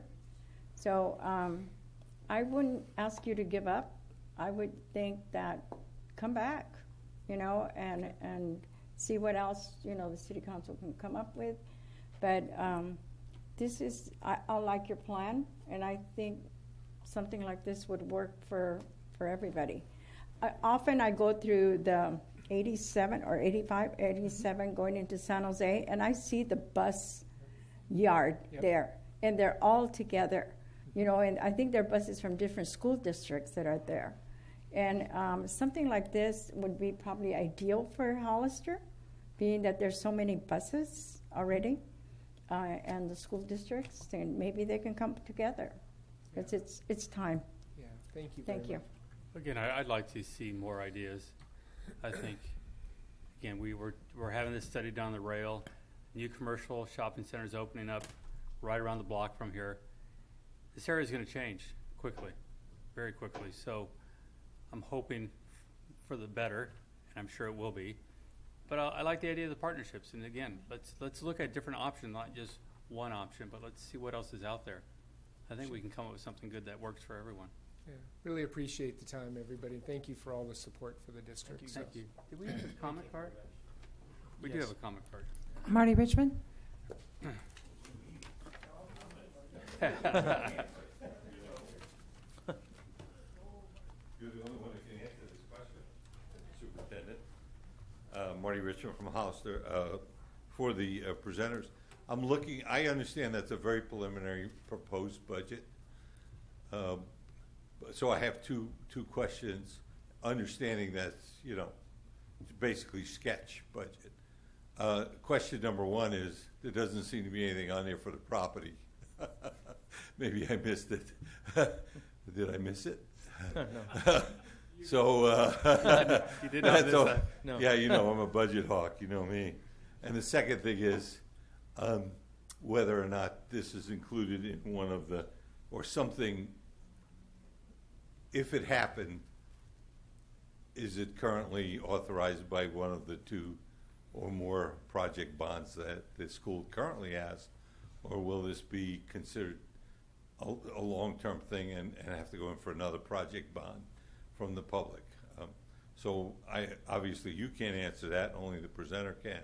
And I understand it's very preliminary again, but I did notice the line for the value of the property. Maybe he thought that was going to be donated. Thank you. I can answer that, Marty. So we purposely left that off. We had no idea the cost of the land. We just basically project. And I think one thing you asked an excellent question is, would this be funded out of Measure G or Measure U bond funds? It would not. We've already earmarked all of those. We're already in construction. We've already, got our budget plans. This would be a future consideration. But we are looking at it. The trustees are definitely planning for it. So thank you. Thank you very much. Okay. We're going to move I have back. no more speakers. Thank you. We'll move back to item E3.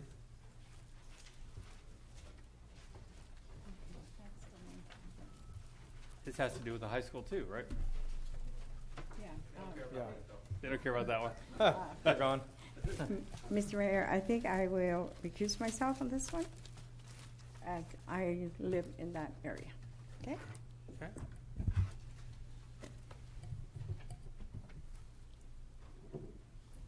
Okay, I'd like to give a brief description and staff recommendation, if I may.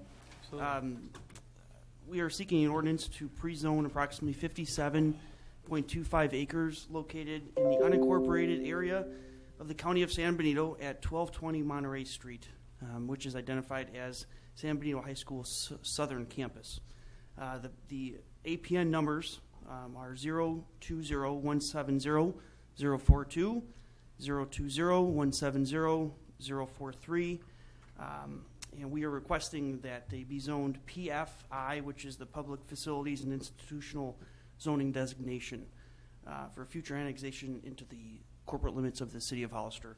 Staff recommends that the City Council hold a public hearing, read by title only, waive full reading, and introduce ordinance number 1154.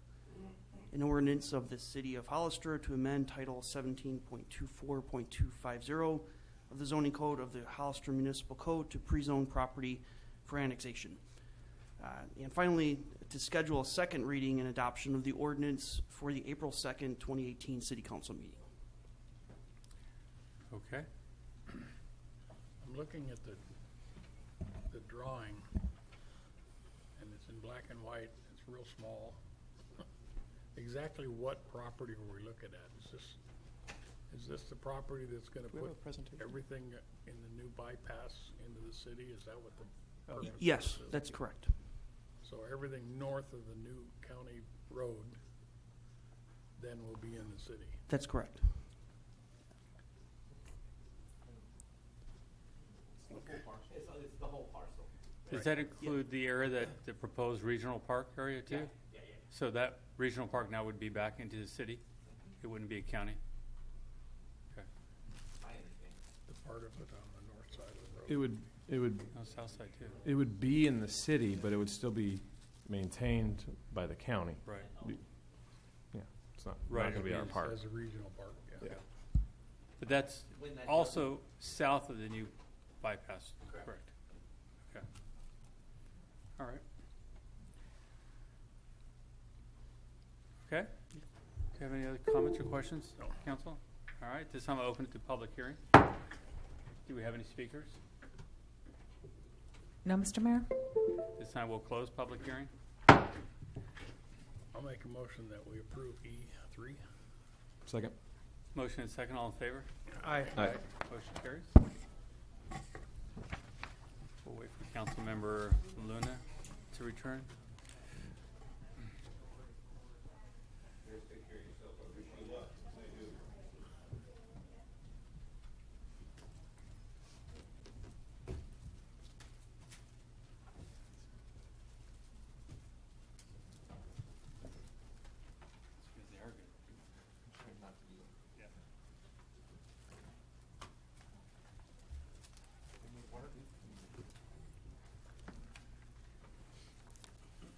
Okay, we're going to move to item F1.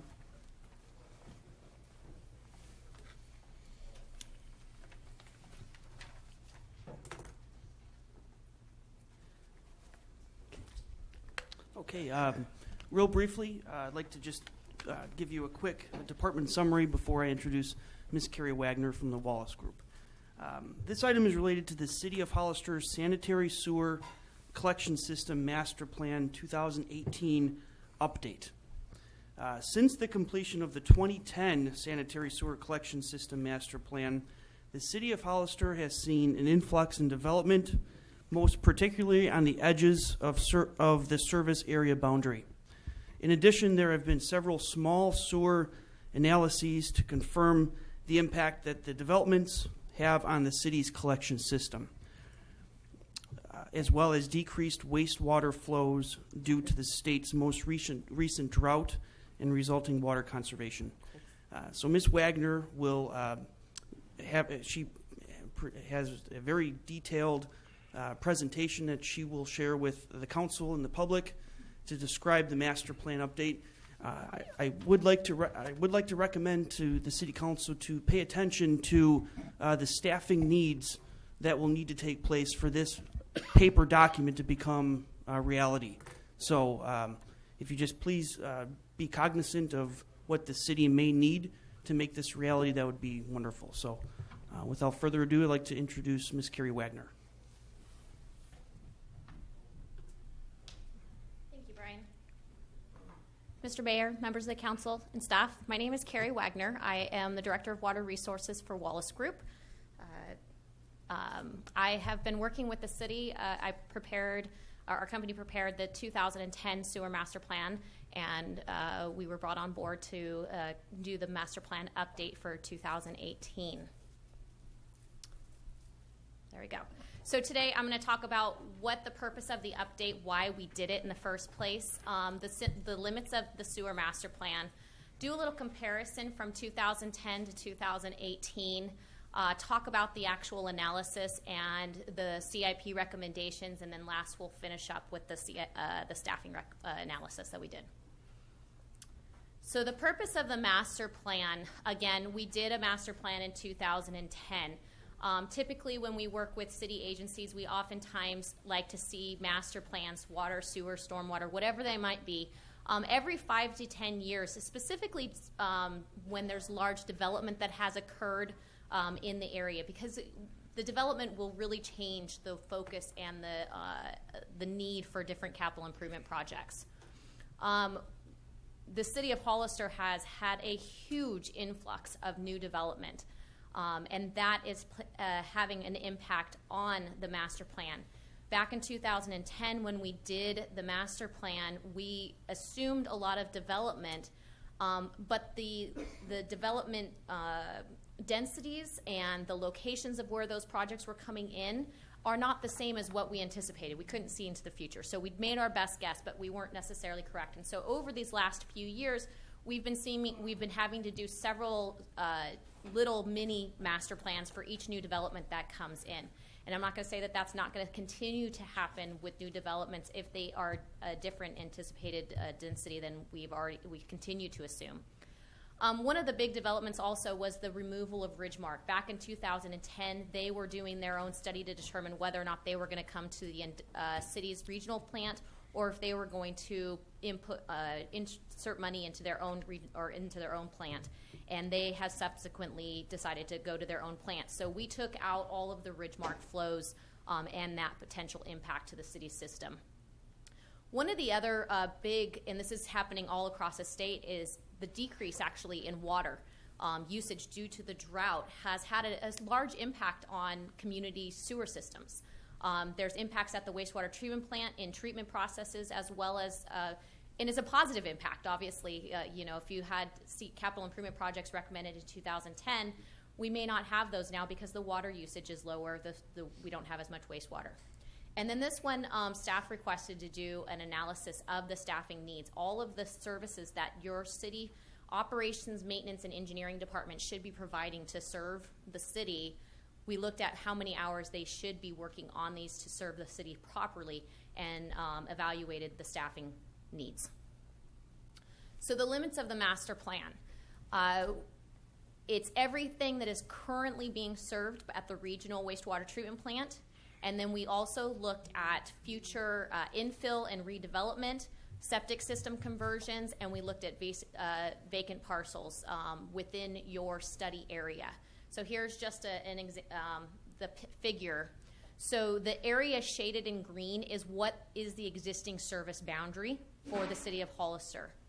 The line in red is our study area boundary. That is what we looked at for who was going to be coming to the regional wastewater treatment plant and impacting your collection system. The area in blue is your general plan boundary. And the hashed marks in the middle of the city is the county area that's on septic. So those are septic system conversions. So this is I know it's a little hard to see, but and you can't read the text if you want to look at it in the report.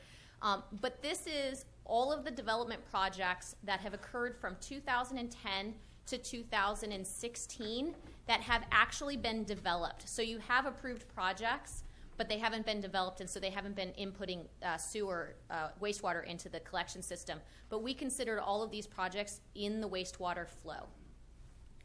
Now, these are all the projects that are proposed for future.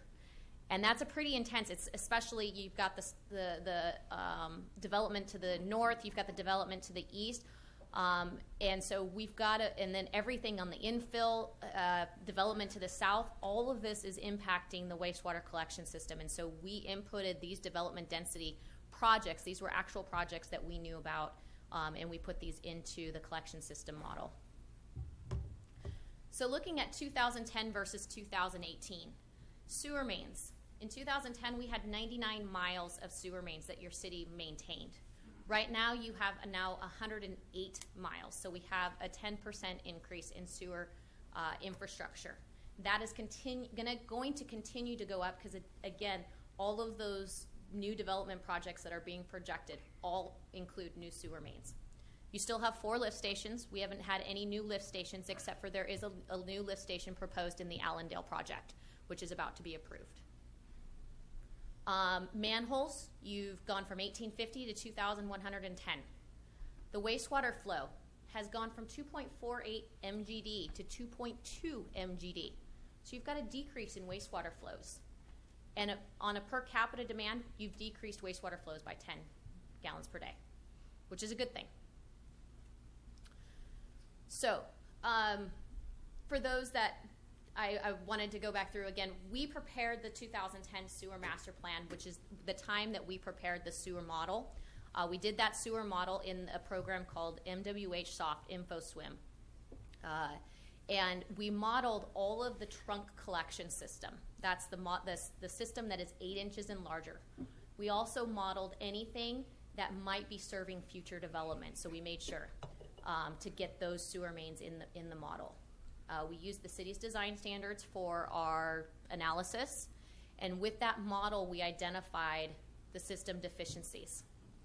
The great thing about this 2008 master plan is that because of your reduced wastewater flows, we did not add any new capital improvement projects. We actually saw some capital improvement projects go from exceeding capacity down to marginal capacity, where we actually would then, you'll see in the sewer master plan, we kind of put asterisks on them. We didn't take them out of the sewer master plan CIP program, but we left them in there, and we said that they are marginal. The reason why we didn't is because you never know what the future is going to hold in terms of if the water usage is going to rebound again. So we want to make sure that they are on the city's radar, so if for some reason a sewer main break were to happen or development were to come in, that they know what pipe size, that pipe was marginal and that they should be upsizing the pipe.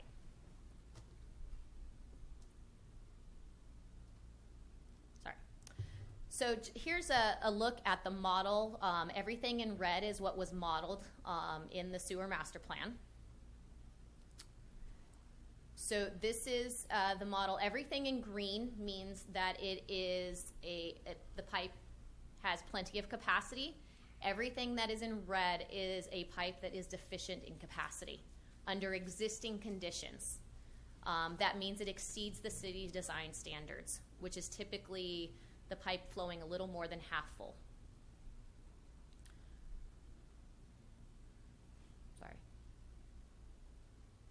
Future deficiencies. Okay, so future deficiencies, you can see that the red grew, especially a little bit more up by the airport area and going down through 4th Street. So future deficiencies, this is based on future development. So now, when do those have to happen? Those have to happen when future development comes in. So one of the key things I'm like working with development services and management services is when these new development projects get their conditions of approval, one of the key aspects should be looking at the sewer master plan and seeing if they have an impact on the sewer collection system. Because if they do, these projects should be included in the updates, and they should be happening coincidentally with the development to make sure that the city does not exceed capacity in the sewer main and force a sanitary sewer overflow. So the analysis of the master plan, we came up with near-term projects. Those near-term projects are the projects that are required due to the existing deficiency. So that first map that showed the first red lines, all of those projects are due to existing deficiencies. It's your existing customer base that are causing those deficiencies. These are projects that should be done within the first 10 years of completing this master plan. The long-term projects are projects due to future development. Those projects could be happening next year. They could be happening in 20 years. It's all based on development. We don't know. We cannot trigger when those projects should be completed. In the master plan, we identified all of these the near-term projects. We've based them on importance factors. So we ranked them in capital improvement near-term project 1 is a project that should be completed first. Doesn't have to be, but the higher the project ranking, the higher the number, the higher the project ranking. So just as a summary of the CIPs in near term, we've identified $9.4 million in capital improvement projects. That's today's dollars. So if you are projecting a project out in 5 years, that number needs to be escalated to 5 years, to the E&R index from 5 years. The long-term projects are escalated or identified at $7.4 million. So in the master plan, each project that we've identified has this cut sheet. This cut sheet is to be used by development services, your engineering staff, to help bring a project forward to City Council to help you guys understand why the project is needed, what the cost is, what's causing the deficiency, is it existing, is it future, and the details of the project in a very short summary sheet. It's kind of your cheat sheet, your Cliff Notes version of the project. All right. So one of the elements that was not in the 2010 master plan that was added to the 2018 master plan was a staffing analysis of your of operating and maintaining the sewer collection system. And this is a combination of staff that is required from your management services department, your operations and maintenance department, as well as your engineering department from development services. So we looked at the various elements that all staff members are going to be required to complete throughout the year. Your sewer system management plan. This is a required document, a required plan that the regional board the staff has to complete an audit of this every 2 years and a full revamp of it every 5 years. Training. Your staff should be doing training. Operations should be doing various training, how to estimate spills. They should be being able to enter confined space entry. There's a whole list of training opportunities that the operations staff, in order to be able to operate and maintain the collection system properly, as well as your engineering staff should be doing their training in terms of what are current standard practices. So they should be going through training on an annual basis. Design and construction standards. Right now, your design and engineering standards are out of date. This is a function that should be updated every few years, 5 years at the minimum. We're working on some standards from the 1990s right now. So these are things that should be updated by your engineering staff. Community outreach and education. It's always keeping the public updated on what's going on. New development review. This is a high intense component right now for the city staff, and it is being outsourced right now because of the undertaking that it requires with trying to get these plan checks through the door as quickly as possible. Customer service calls and after-hour calls. These are the operations staff has to be on hand for clogged sewer mains and all these calls that come in at any time of the day. Your operations staff has to be there available. Cleaning, hotspots, CCTV inspections, and manhole inspections. The sewer main should be cleaned every 2 years. This is how we keep sanitary sewer overflows from happening and the city obtaining any fines from the regional board. Lift station cleaning and inspections. Mapping, GIS, and work history program. Operation or engineering staff should be now taking everything. We have a GIS database, and now you should be updating it on an annual basis, importing all of these development projects. Your FOG program, fats, oils, and grease.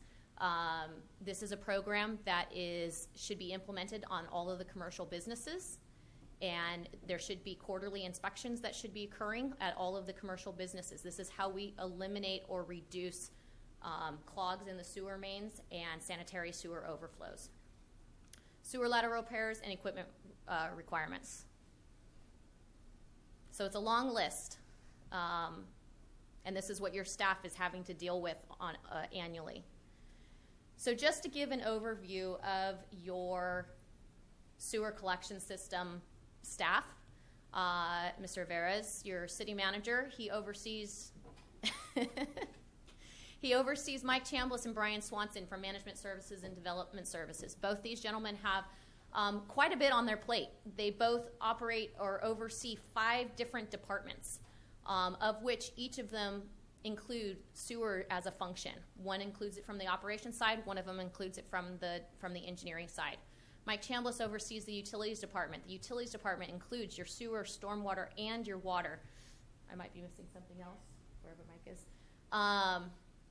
But with that, so we're only talking about sewer. So now we have a utility supervisor, Henry Gonzalez, who oversees water, sewer, and stormwater. So he's only working at a third of his hours are dedicated to sewer. The other 2/3 are working on the water and the storm drain.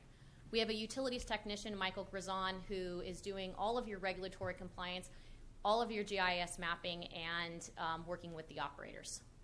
On the development services side, Brian Swanson is overseeing the engineering department. Danny Hillstock is your city engineer. Right now, he has 2 vacant associate engineering positions. He has absolutely no engineering staff below him right now. to operate and maintain an entire city's engineering, for the entire engineering. And we're not talking just sewer, we're talking water, stormwater, and roads, as well as sewer. So his time is not dedicated 100% to sewer, it's dedicated to multiple utilities. And you have your inspector, Jeff Hall. So looking at all of these positions, when we added up all of the hours, what we did was we took their percentage of what is working on the sewer collection system. So development services director is, I think we had him at 20% or 15% dedicated to the sewer. Management services, same thing. City engineer, 30%. So when you look at the details of the report and you look at all the hours that are required for each of those services that we said that the city should be providing to maintain, operate and maintain a sewer collection system at its, at the needs that it should have, and limit your risk to sanitary sewer overflows and fines from the regional board. Your development services director is at capacity. He's working full time, but he can handle their sewer management issues. Management services director right now has too much on his plate, and has too much to be dealing with, and is not capable of meeting all of the sanitary sewer needs. Your city engineer, even with the plan checking services right now, because he is working and he is filling, so this okay for the associate engineer is, sorry, that's an old statement. That was when you had another engineer on staff. So right now, Danny is doing the job of 3 engineers. He is actually exceeding capacity right now. If he had a full staff, the 2 associate engineers below him, he would be at capacity. And that's with outsourcing the plan checking services still. So your utilities technician, Michael Grazon, is far exceeding capacity right now. Your utility supervisor is at capacity. Your maintenance worker 3, Pete Galvin, thank you, is exceeding capacity. He is stretched very thin with all of the utilities that he is managing right now. Your maintenance 4 worker, or maintenance worker 2, you have 4 of them. If they could help out the maintenance worker, right now they're at capacity or they're fine, but they should be helping out their maintenance worker 3. Same with maintenance worker 1 temp and your administrative assistants. So with that, went through the master plan pretty darn quickly. There's a lot of detail in there that I didn't want to bore you with, but I'm open and willing to answer any questions. Okay, I'm sure we have lots of questions for you. So if we can go back, you talked about $9 million of existing issues. Is that from the 10,000 or 2010 report? No, the 9.4 is the escalated version to 2018. Through 2018. It basically. Well, let me step back. Sure. In 2010, when you did the report, what did you identify? It was about 7 point something, 7.9. Basically, because no projects fell off, or we didn't take any projects off, and no new projects came on. The list of projects stayed the same. And so what we did was we escalated from 2010 the numbers based on the ENR index, which was about a 30% escalation factor, and that got us to the 9.4 million. So how much? I can't tell you exactly what that. I don't remember what that number was. How much of the work did we do? Did we accomplish 50% of it, or no? 10%, 0%? You can be honest here. At this point right now, there are no projects were completed between 2010 and 2017 or 18 yet. Okay, so we're looking at least $9 million in projects that should be done today.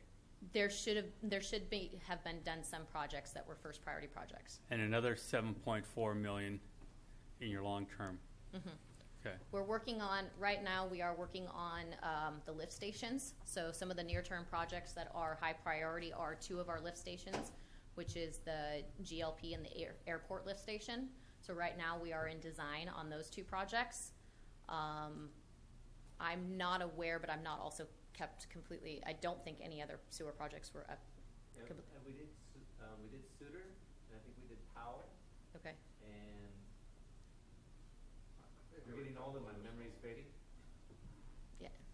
Okay, so the current pace of development is causing a huge impact, as you pointed out, on it. At the pace we're going right now,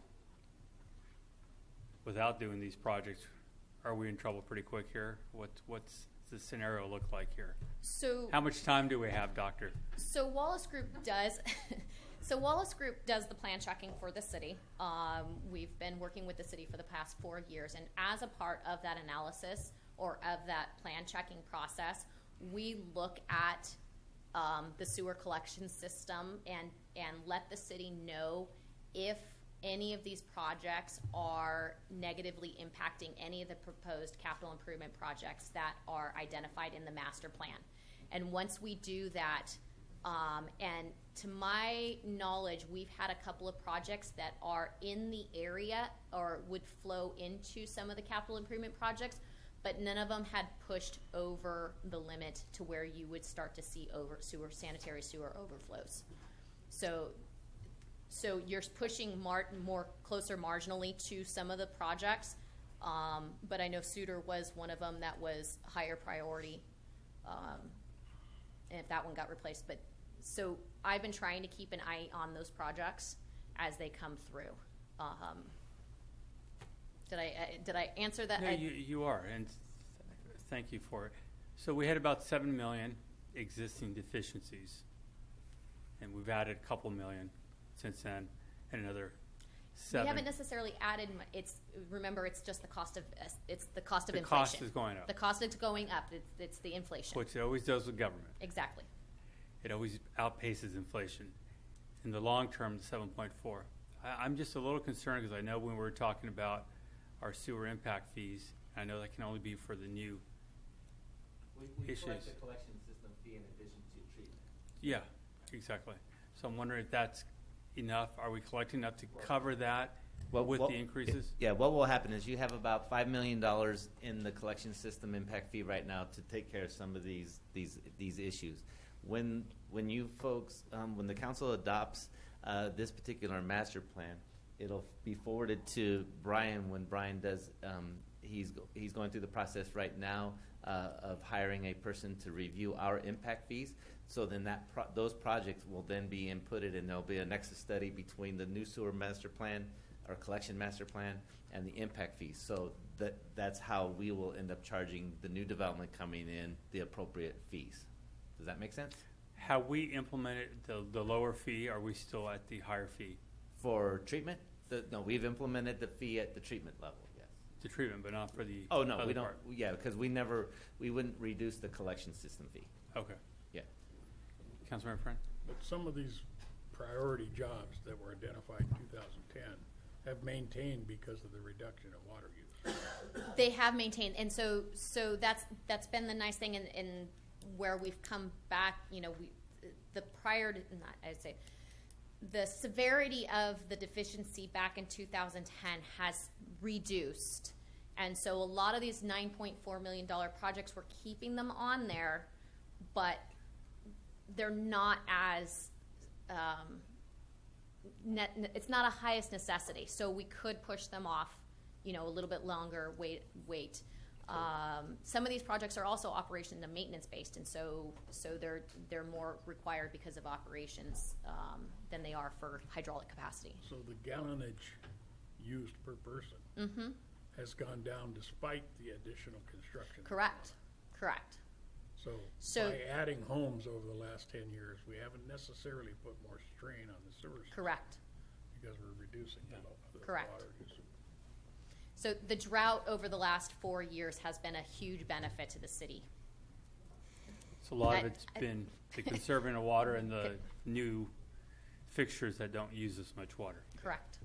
And new development in general, because of the water code and so forth, the fixtures that are coming in are far more efficient than anything that is in your development. Plus, any water, I continue to promote water conservation efforts, reducing the water usage indoor as well as outdoor. Obviously, outdoor doesn't impact the sewer collection system, but it impacts your water system.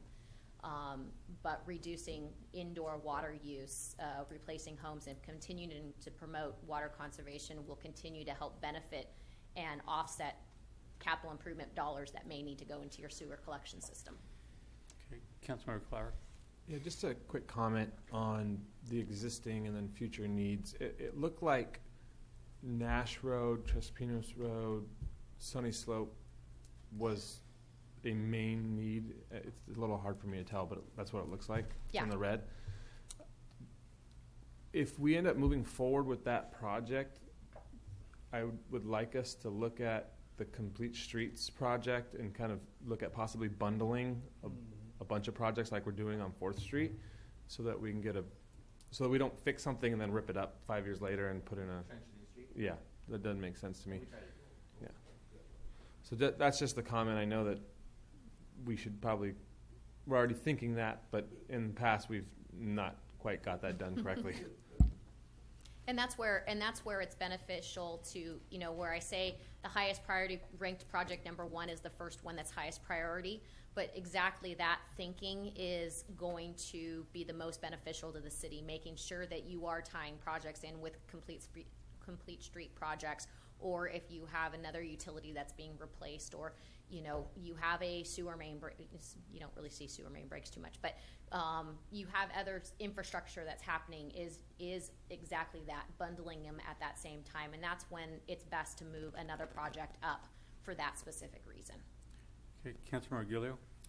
Yeah, I wanted to, Carson, thank you very much for bringing that up. I wanted to echo that point that for the city manager, that if we are going to bundle these projects, let's do that, and let's really think ahead, plan for the future, number 1. And number 2, city manager, do you happen to recall the new development impact fee for collection? I think it's somewhere around $3,000 to $4,000 per unit. Does that sound accurate to you?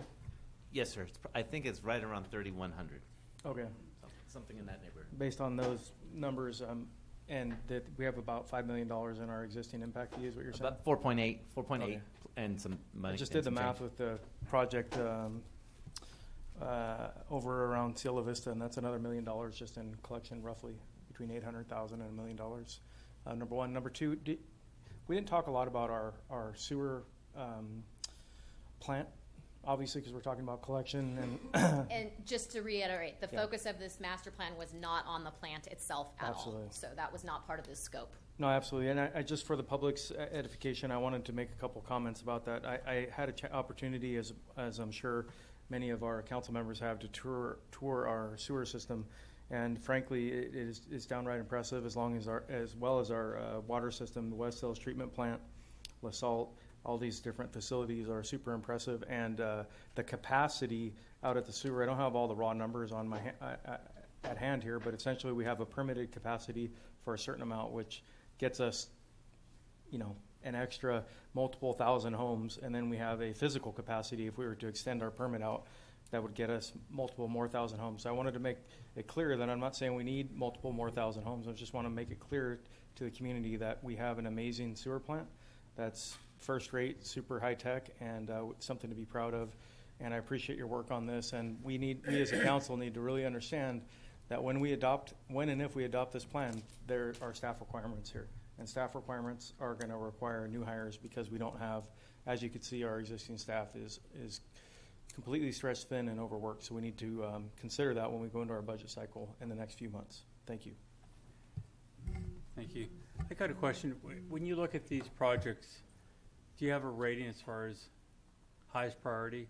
I'm looking at Hillcrest, and I see it's green, and then there's a little red line, and then green again. Yeah. That's a problem area, I believe? Yeah, the little red area would be part of the problem area, and I don't know the specific on that project, but it could be that the slope decreases in that area, and so the capacity of a same sewer main may be different. It could be that for some reason is an old sewer main and it's neck down smaller than the area upstream or downstream, or it could be that it's still the same as the upstream side of it, the same size as the upstream side, but now more flow is coming in at that the upstream side, and so now that portion is bottlenecked. There's numerous reasons why any of these are red. They're exceeding capacity, or they're it's called the D over D factor. It's depth over diameter. And so what we don't want to say is, so for instance, if you have an 8-inch sewer main we don't want the sewer flow at any time to be over 0.6 D over D, which is 60% full under peak flow conditions. And that's including inflow and infiltration, which is you get water in the sewer system when it's raining. And so any of these red locations, I didn't put up, we have a map in the sewer master plan that will actually show the marginal ones. So the sewer mains that are between like 0.4 and 0.6, which those are the ones that, we got to keep an eye on these. And then when you start getting up to your, like, say, your 20-inch pipes, the ones that are on 4th Street and so forth, the D over D goes from 0.6 to 0.75. So we actually add capacity, because if you think about it, a 20-inch, 75% of a 20-inch capacity is still a 8-inch capacity of an 8-inch sewer main. So there's still quite a bit of capacity in it, whereas 40% capacity of an 8-inch main is only about a 3-inch capacity. So it's a relative nature. So the larger the pipe, we actually increase the D over D. Bill, is that area in Hillcrest, is that near Memorial? Is that area that seems to be having problems? It's in the flat zone, and that's what happens. And the plan is, I think, to run a parallel line. Yeah, I apologize. Right. I don't remember the details on that one. Yeah, I think that's just historically just been a problem with the flow rate. And so the idea is that my understanding was we were always going to run another. Is that an 8? It might be a 10. I'm not sure what size it is, but just a parallel line right there. Past that area? Yeah, to go through there. Yeah. And is that West Street, that red line from south to Nash, or what area is that?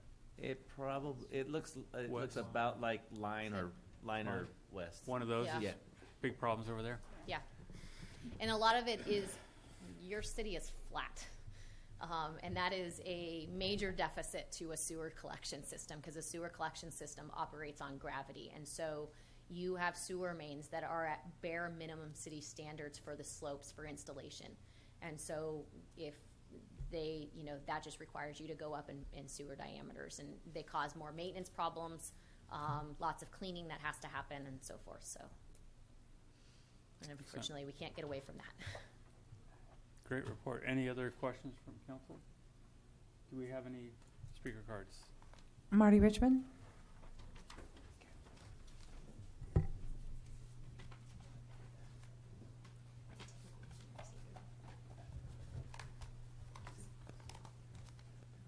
Good evening again. I don't know anything about sewers, but I know a really comprehensive report when I see one or hear one. And I want to thank the young lady for a very comprehensive report, and we haven't even looked, I haven't even seen the actual plates yet that identify the systems, but I can tell that this is a comprehensive report. I'm not qualified to pass judgment on how technically correct it is, but it certainly covers a lot of ground. However, and it's not in her purview, it's unfortunate that it's not covering the one thing when we see the limits that is the problem, and that is our service area. That is the problem. Even she recognizes, and she works on a lot of our stuff, obviously, thank you. She recognizes this is a regional sewer plant. When we built it, we said it was a regional sewer plant. When we got it approved, we said it was a regional sewer plant.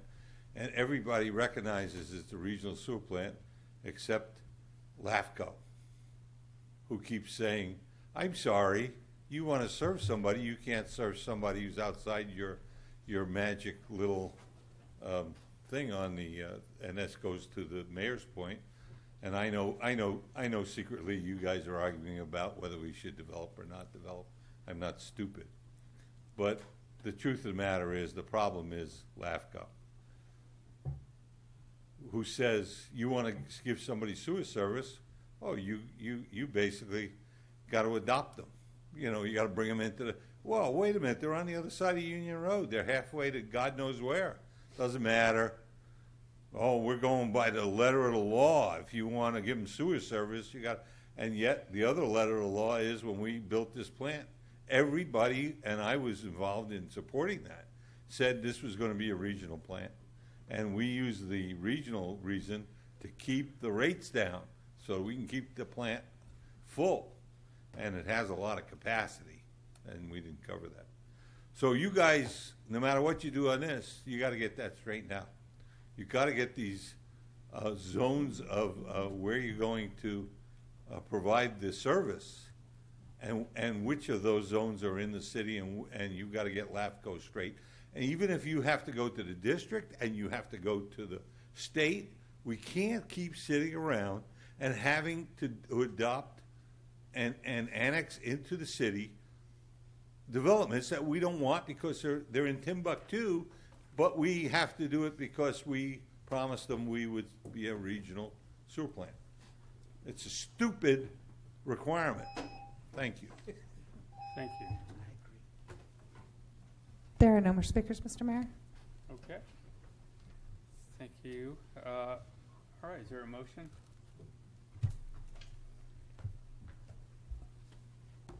Anybody want to step up and make a motion here?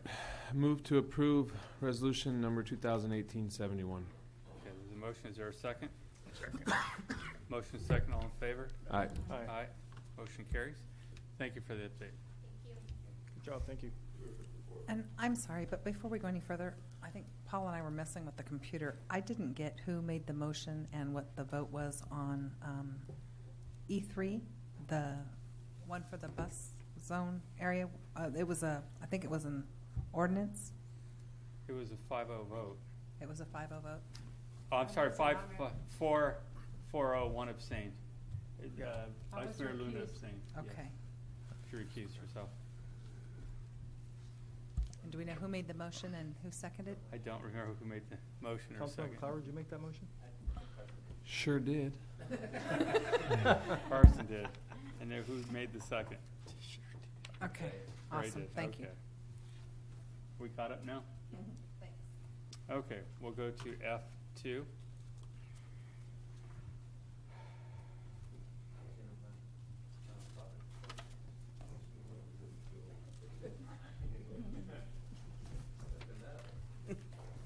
We know you're at capacity, Brian. Yeah. I'm surprised I haven't had any tomatoes thrown at me yet. Just a brief description before any questions council may have. This is, according to section 65400 of the government code, it requires that a planning agency, the city of Hollister, annually review their general plan with the following requirements. Investigate and make recommendations on reasonable and practical means to implement the general plan so that it will serve as an effective guide for orderly growth and development, preservation and conservation of open space, land and natural resources, and the efficient expenditure of public funds related to the general plan. 2, provide an annual status report to the City Council, the Office of Planning and Research, and the Department of Housing and Community Development on the general plan, an implementation and progress report on meeting the regional housing needs in the city's adopted housing element, and program implementation. And finally, provide a statement of the degree to which the general plan complies with legislative requirements for a general plan. This is an annual action the City Council needs to take, but it also kind of is writing on the soon-to-be general plan amendment that we will be going down for the next 18 to 20 months. So just wanted to do a quick department summary for the council and answer any questions you might have. Okay, is there any questions, council? Do we have any speaker cards? Okay, is there a motion? So moved. Motion to approve. Is there a second? Second. Motion second. All in favor? Aye. Aye. Motion carries. Thank you. Go to F3.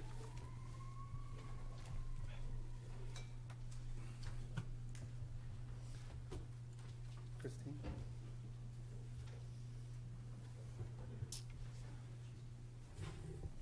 Good afternoon. Good evening, Mayor. Whatever. Yes, it's almost I afternoon. always said morning. It'll be morning first, but yeah. Mayor and council members, So I'm here to do the status of the budget for second quarter. I apologize for the timeliness, but we are getting there. So our revenues are coming in higher than projection, mostly through the taxes and through our charges for services. Majority is the engineering fees that Marty was worried that we were collecting. They were coming in.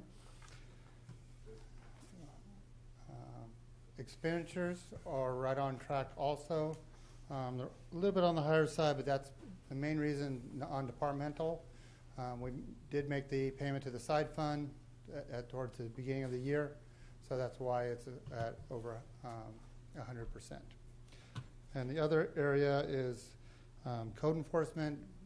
We used to have a contract with Sunny Slope for the drought to go and monitor people using the water, so we're not doing that, so we've changed some of the allocation of the staff, so that's part of their reason of going up. Areas of concern is engineering. As you can see, their salaries up a little bit over 50%. That's just because they are bringing in the engineering inspection work, which is the budget for their revenue is 113. So that's pretty good that they're at 50% of their budget, but bringing in 113% of their revenue. Fire department, I just heard them go out. So their overtime continues to be an issue, but their overall personnel costs about 57%. So that's, I would say, pretty good with seeing how the overtime is at that percentage. The big things that have changed since the beginning of the year, we are paying for some service. We had a utility audit done, and that is saved. They found some savings, so they get a percentage of that savings.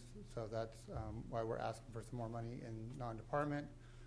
We've implemented some new software, InterGov, to make ourselves more efficient with plan check fees, code enforcement, and then also we'll be hopefully real soon be rolling out transparency, which people can go online. We're still working on that, ironing out the bugs. Additional professional services, both for the city clerk and HR.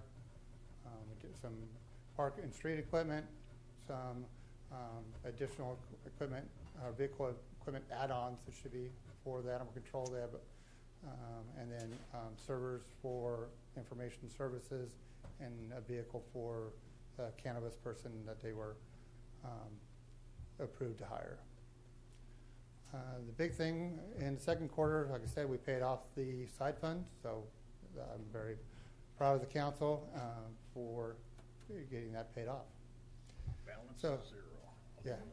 So some of the few areas where gas that have also needed some adjustments is gas tax, parks development, some impact fees, water, sewer, and street sweeping, and airport, sorry.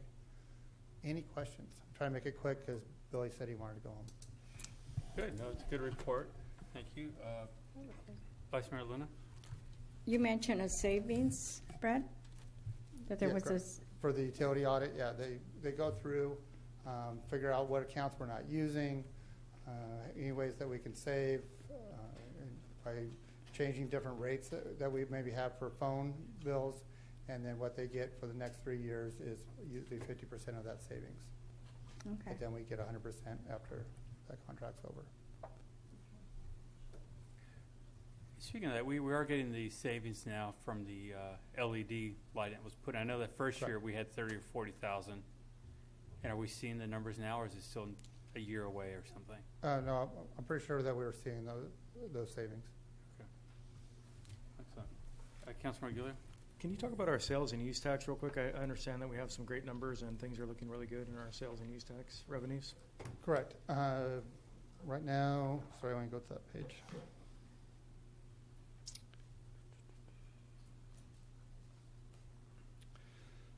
So right now, our sales tax, just Bradley Burns, we're estimating it to be about, at mid-year, about $2.3 million, which that's at 50% of what we budgeted. And then also for the transaction tax, we're looking at, sorry, real quick. about 2.6 million of that and 55%. So we're looking at about 5.2 million for the year, which when we took it to the voters, we estimated to be about 4.5 million. Great. So we are up. Great. Yeah, Thank you. like I say, whenever gas prices go up, so do our sales tax. Okay. Thank you. Sure. Do we have any speaker cards? Okay. Is there, Right. a, Oh, sorry. Go ahead. is there a motion? So moved. Second. Motion second. All in favor? Aye. Aye. Motion carries. Thank you very much. Thank you very much. We'll go to item G1, reports from council members regarding their committees. Councilmember Clower. I had a meeting of the trash collection service. I don't remember what it's called. It's really long. Essentially, it's about picking somebody to pick up the trash. We had a meeting, and they went over the 3 proposals. And I'm not going to really go into it too much because we're all going to hear about it in 3 days. We're going to get the same information than I did. Essentially, there's 3 different proposals.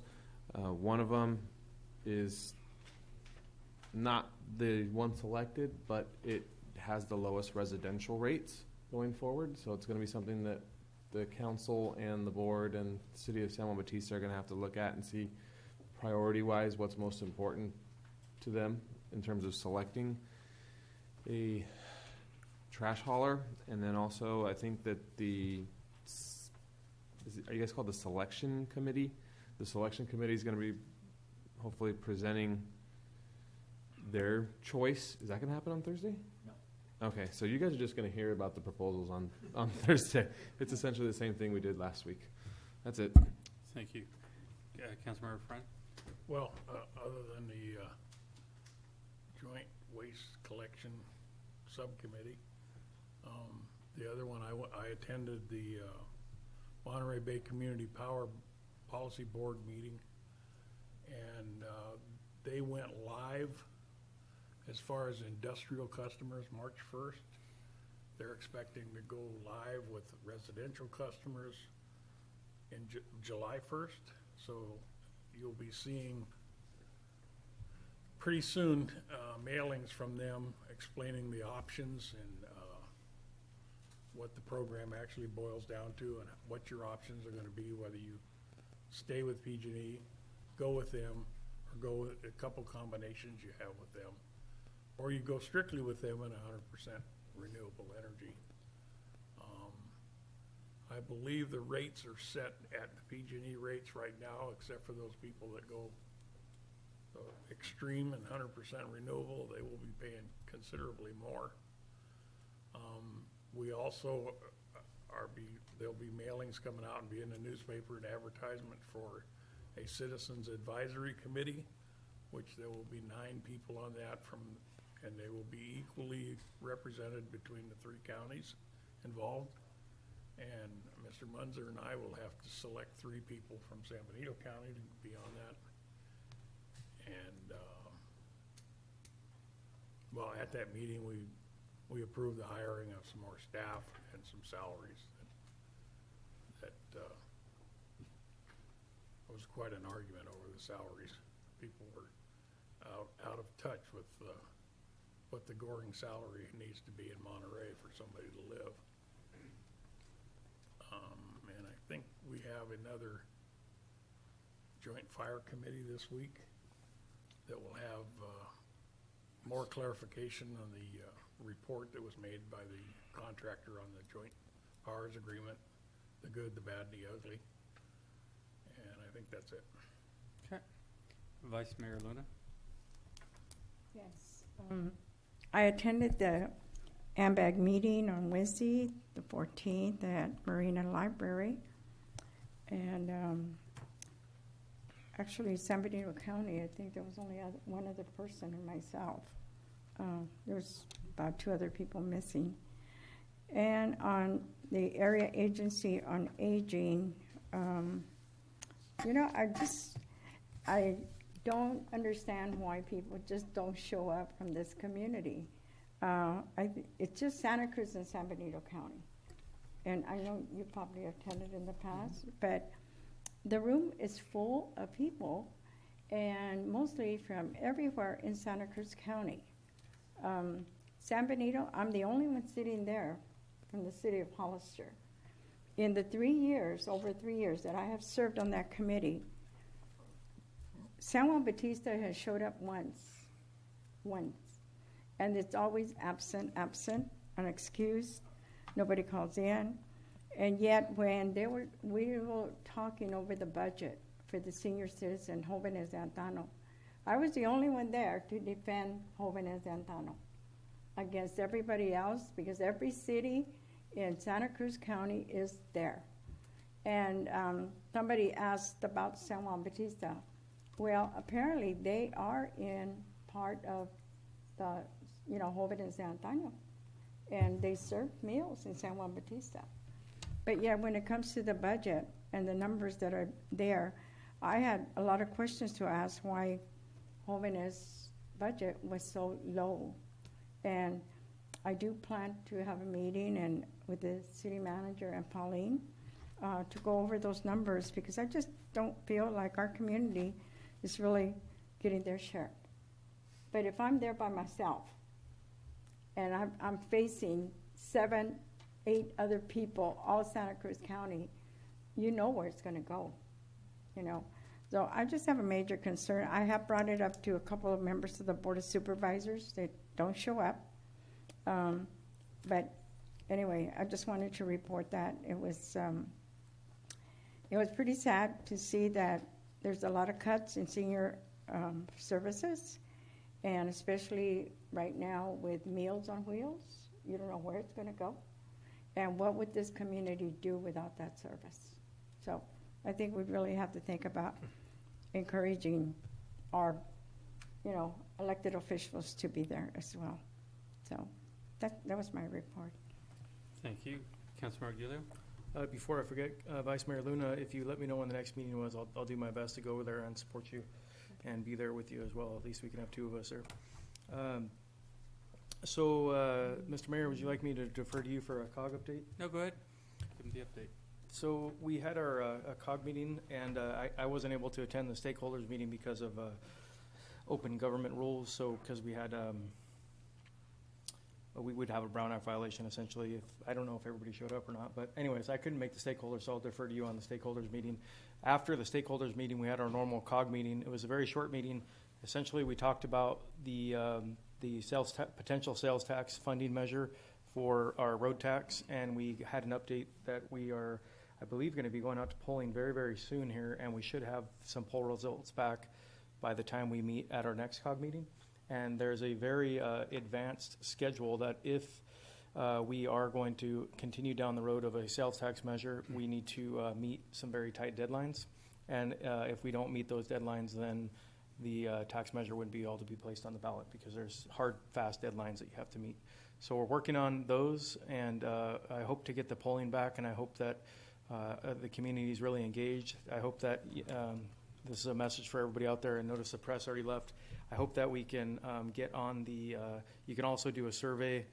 You don't have to wait for a phone call. You can do a web survey as well. So I hope that our community is engaged and out there doing that, because we really need your feedback for this measure to be successful, and we all need to work together to do that. And I'll defer to you for the other update. Part of the meeting earlier was what we call a stakeholders meeting. That's just members of the public coming out, asking questions, getting informed about what we're trying to do, what we need to do in the community for our roads.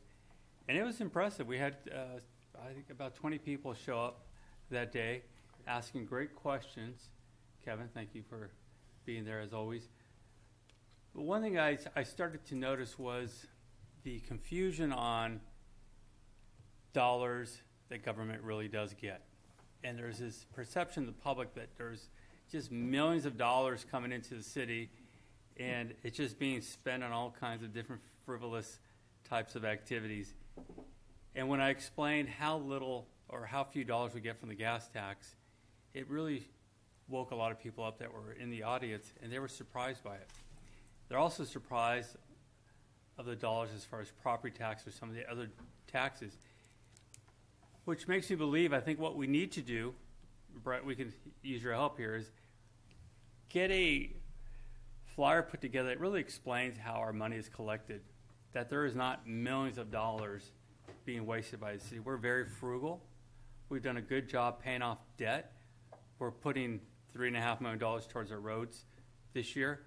But we really need to explain the reality of the dollars so that people understand that if we do not invest together as a community, we will never fix Highway 25. And it really comes down to the entire community working together on this project.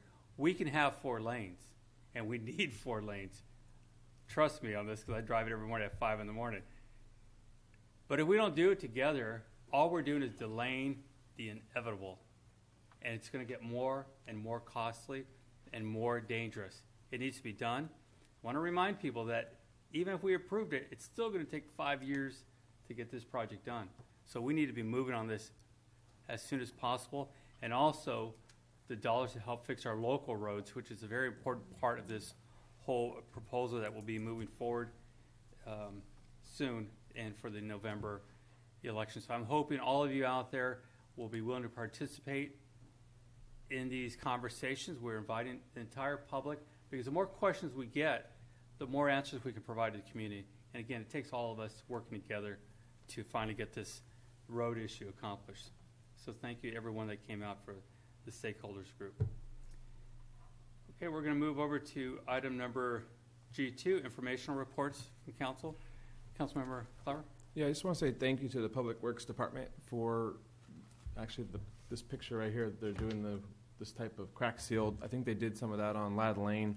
One of the lanes on the northbound side is really rough, and I kind of drive around with my head down looking at all the cracks. It's a bad habit I have now. And that one was fixed in between one trip up and one trip back. So I was happy about that. And I just want to say congratulations to everybody who decided to stick their foot in the water and run for public office. I think it's pretty exciting to see that many people get involved. And I think that having competition is better for everybody. And I think it's going to be, hopefully everybody stays positive, but I think it's going to be exciting to have that many people interested and involved. Okay, Councilmember Friend.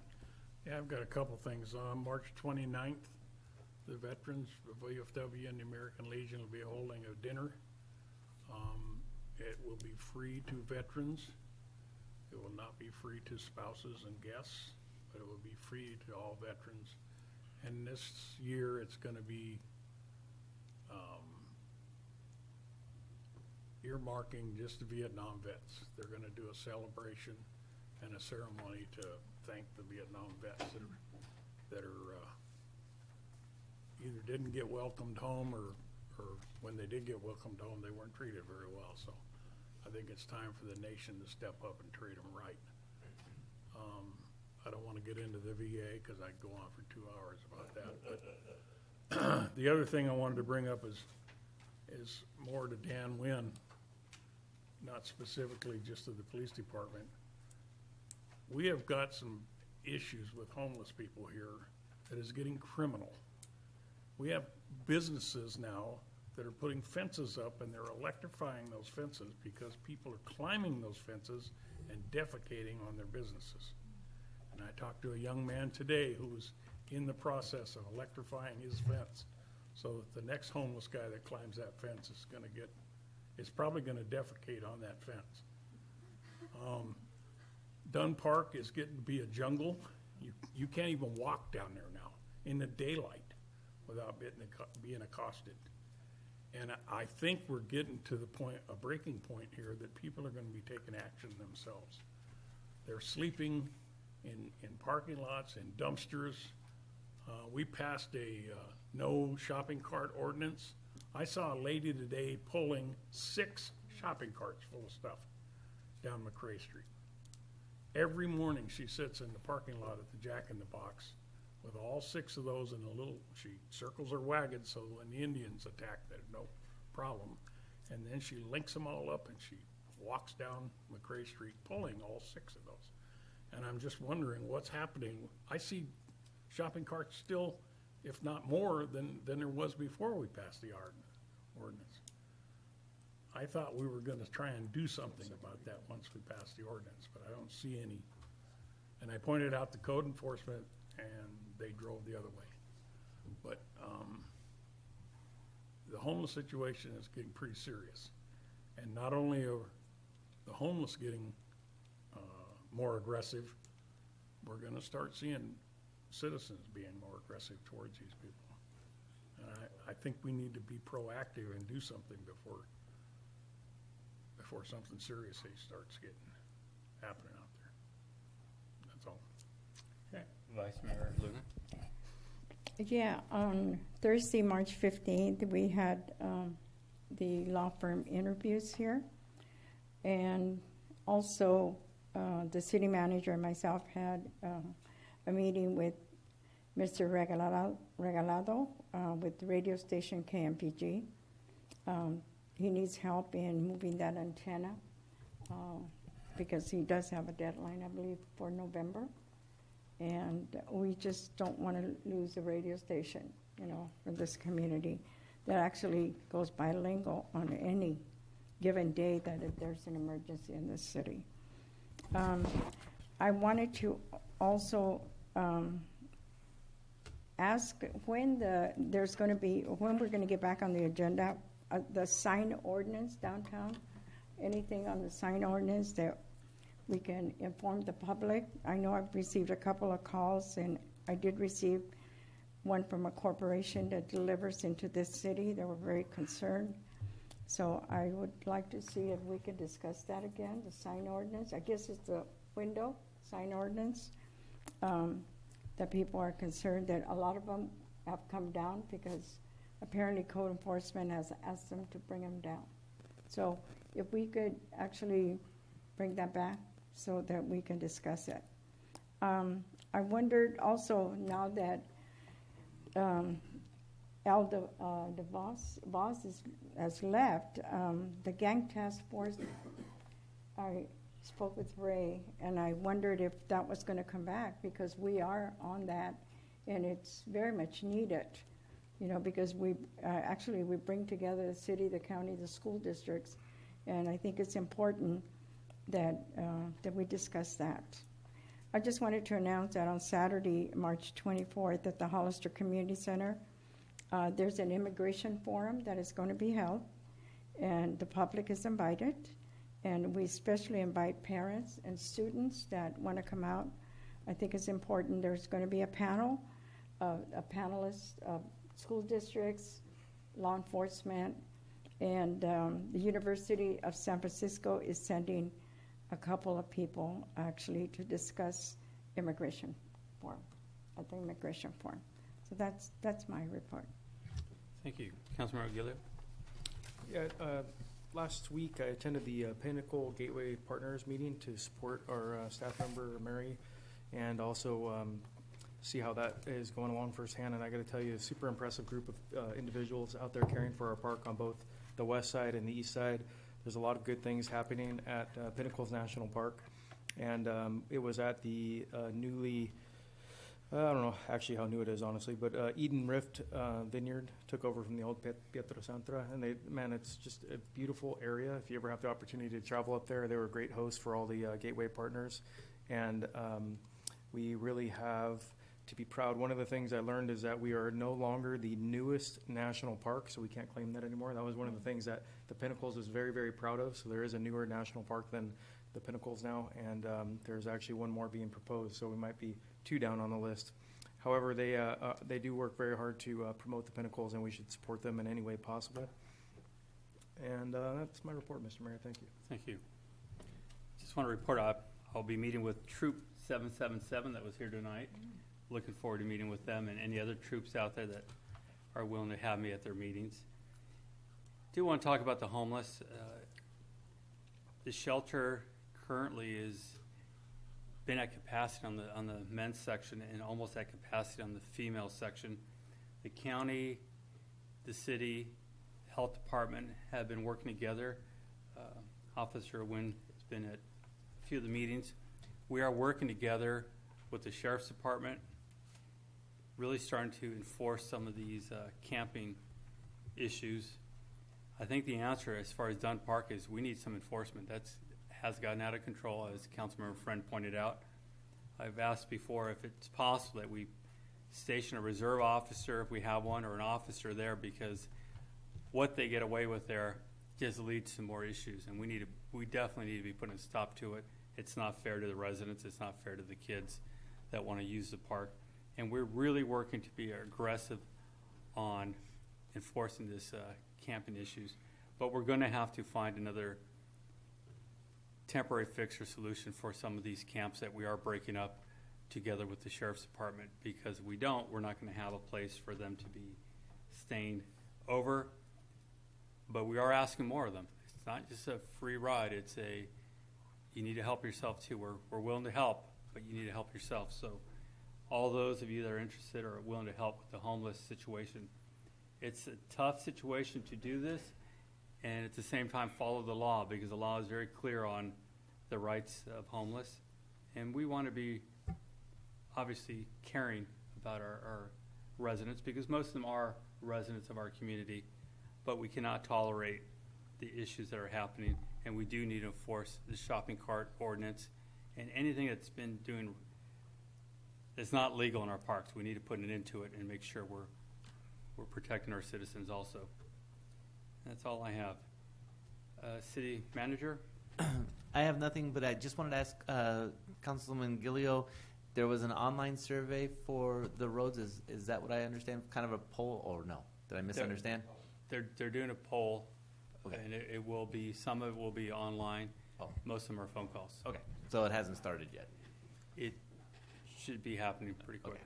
It should be in the next few days. As soon as I hear something, if I can forward a link to you, I will do that. Please do. It'll be important. Thank you. City Attorney? Nothing to report, thank you. When? City Clerk? Nothing? Okay. Item G3 we've taken care of. HIJ. I think there's Vice Mayor Luna wanted to adjourn in memory of someone. Yeah, I would like to call to everybody's attention that Joaquin Avila, the voter rights attorney that actually created the districts for the city of Hollister, passed away. And there's going to be a memorial service for him in Watsonville, because that was the initial case that he won that started all the other cities actually began to go into district elections. And so, he was a friend of the city. I think he went to court on every other city, but because I worked closely with him in getting a lot of the information of the historical part of the city, and we always asked him, don't you dare sue the city. I work here, And so, anyway, he negotiated. It finally went to the voters. The voters voted for it. It passed, and we have district elections. But it was because of this one attorney. He was an expert voter rights attorney. So I just wanted to adjourn in his memory. You want to make the motion? So I'd like to make a motion to adjourn in Joaquin G. Avila's memory. Okay, is there a second? Second. Motion second, all in favor? Aye. Aye, motion carries. Thank you, everyone, for staying with us tonight. Okay, cookie time.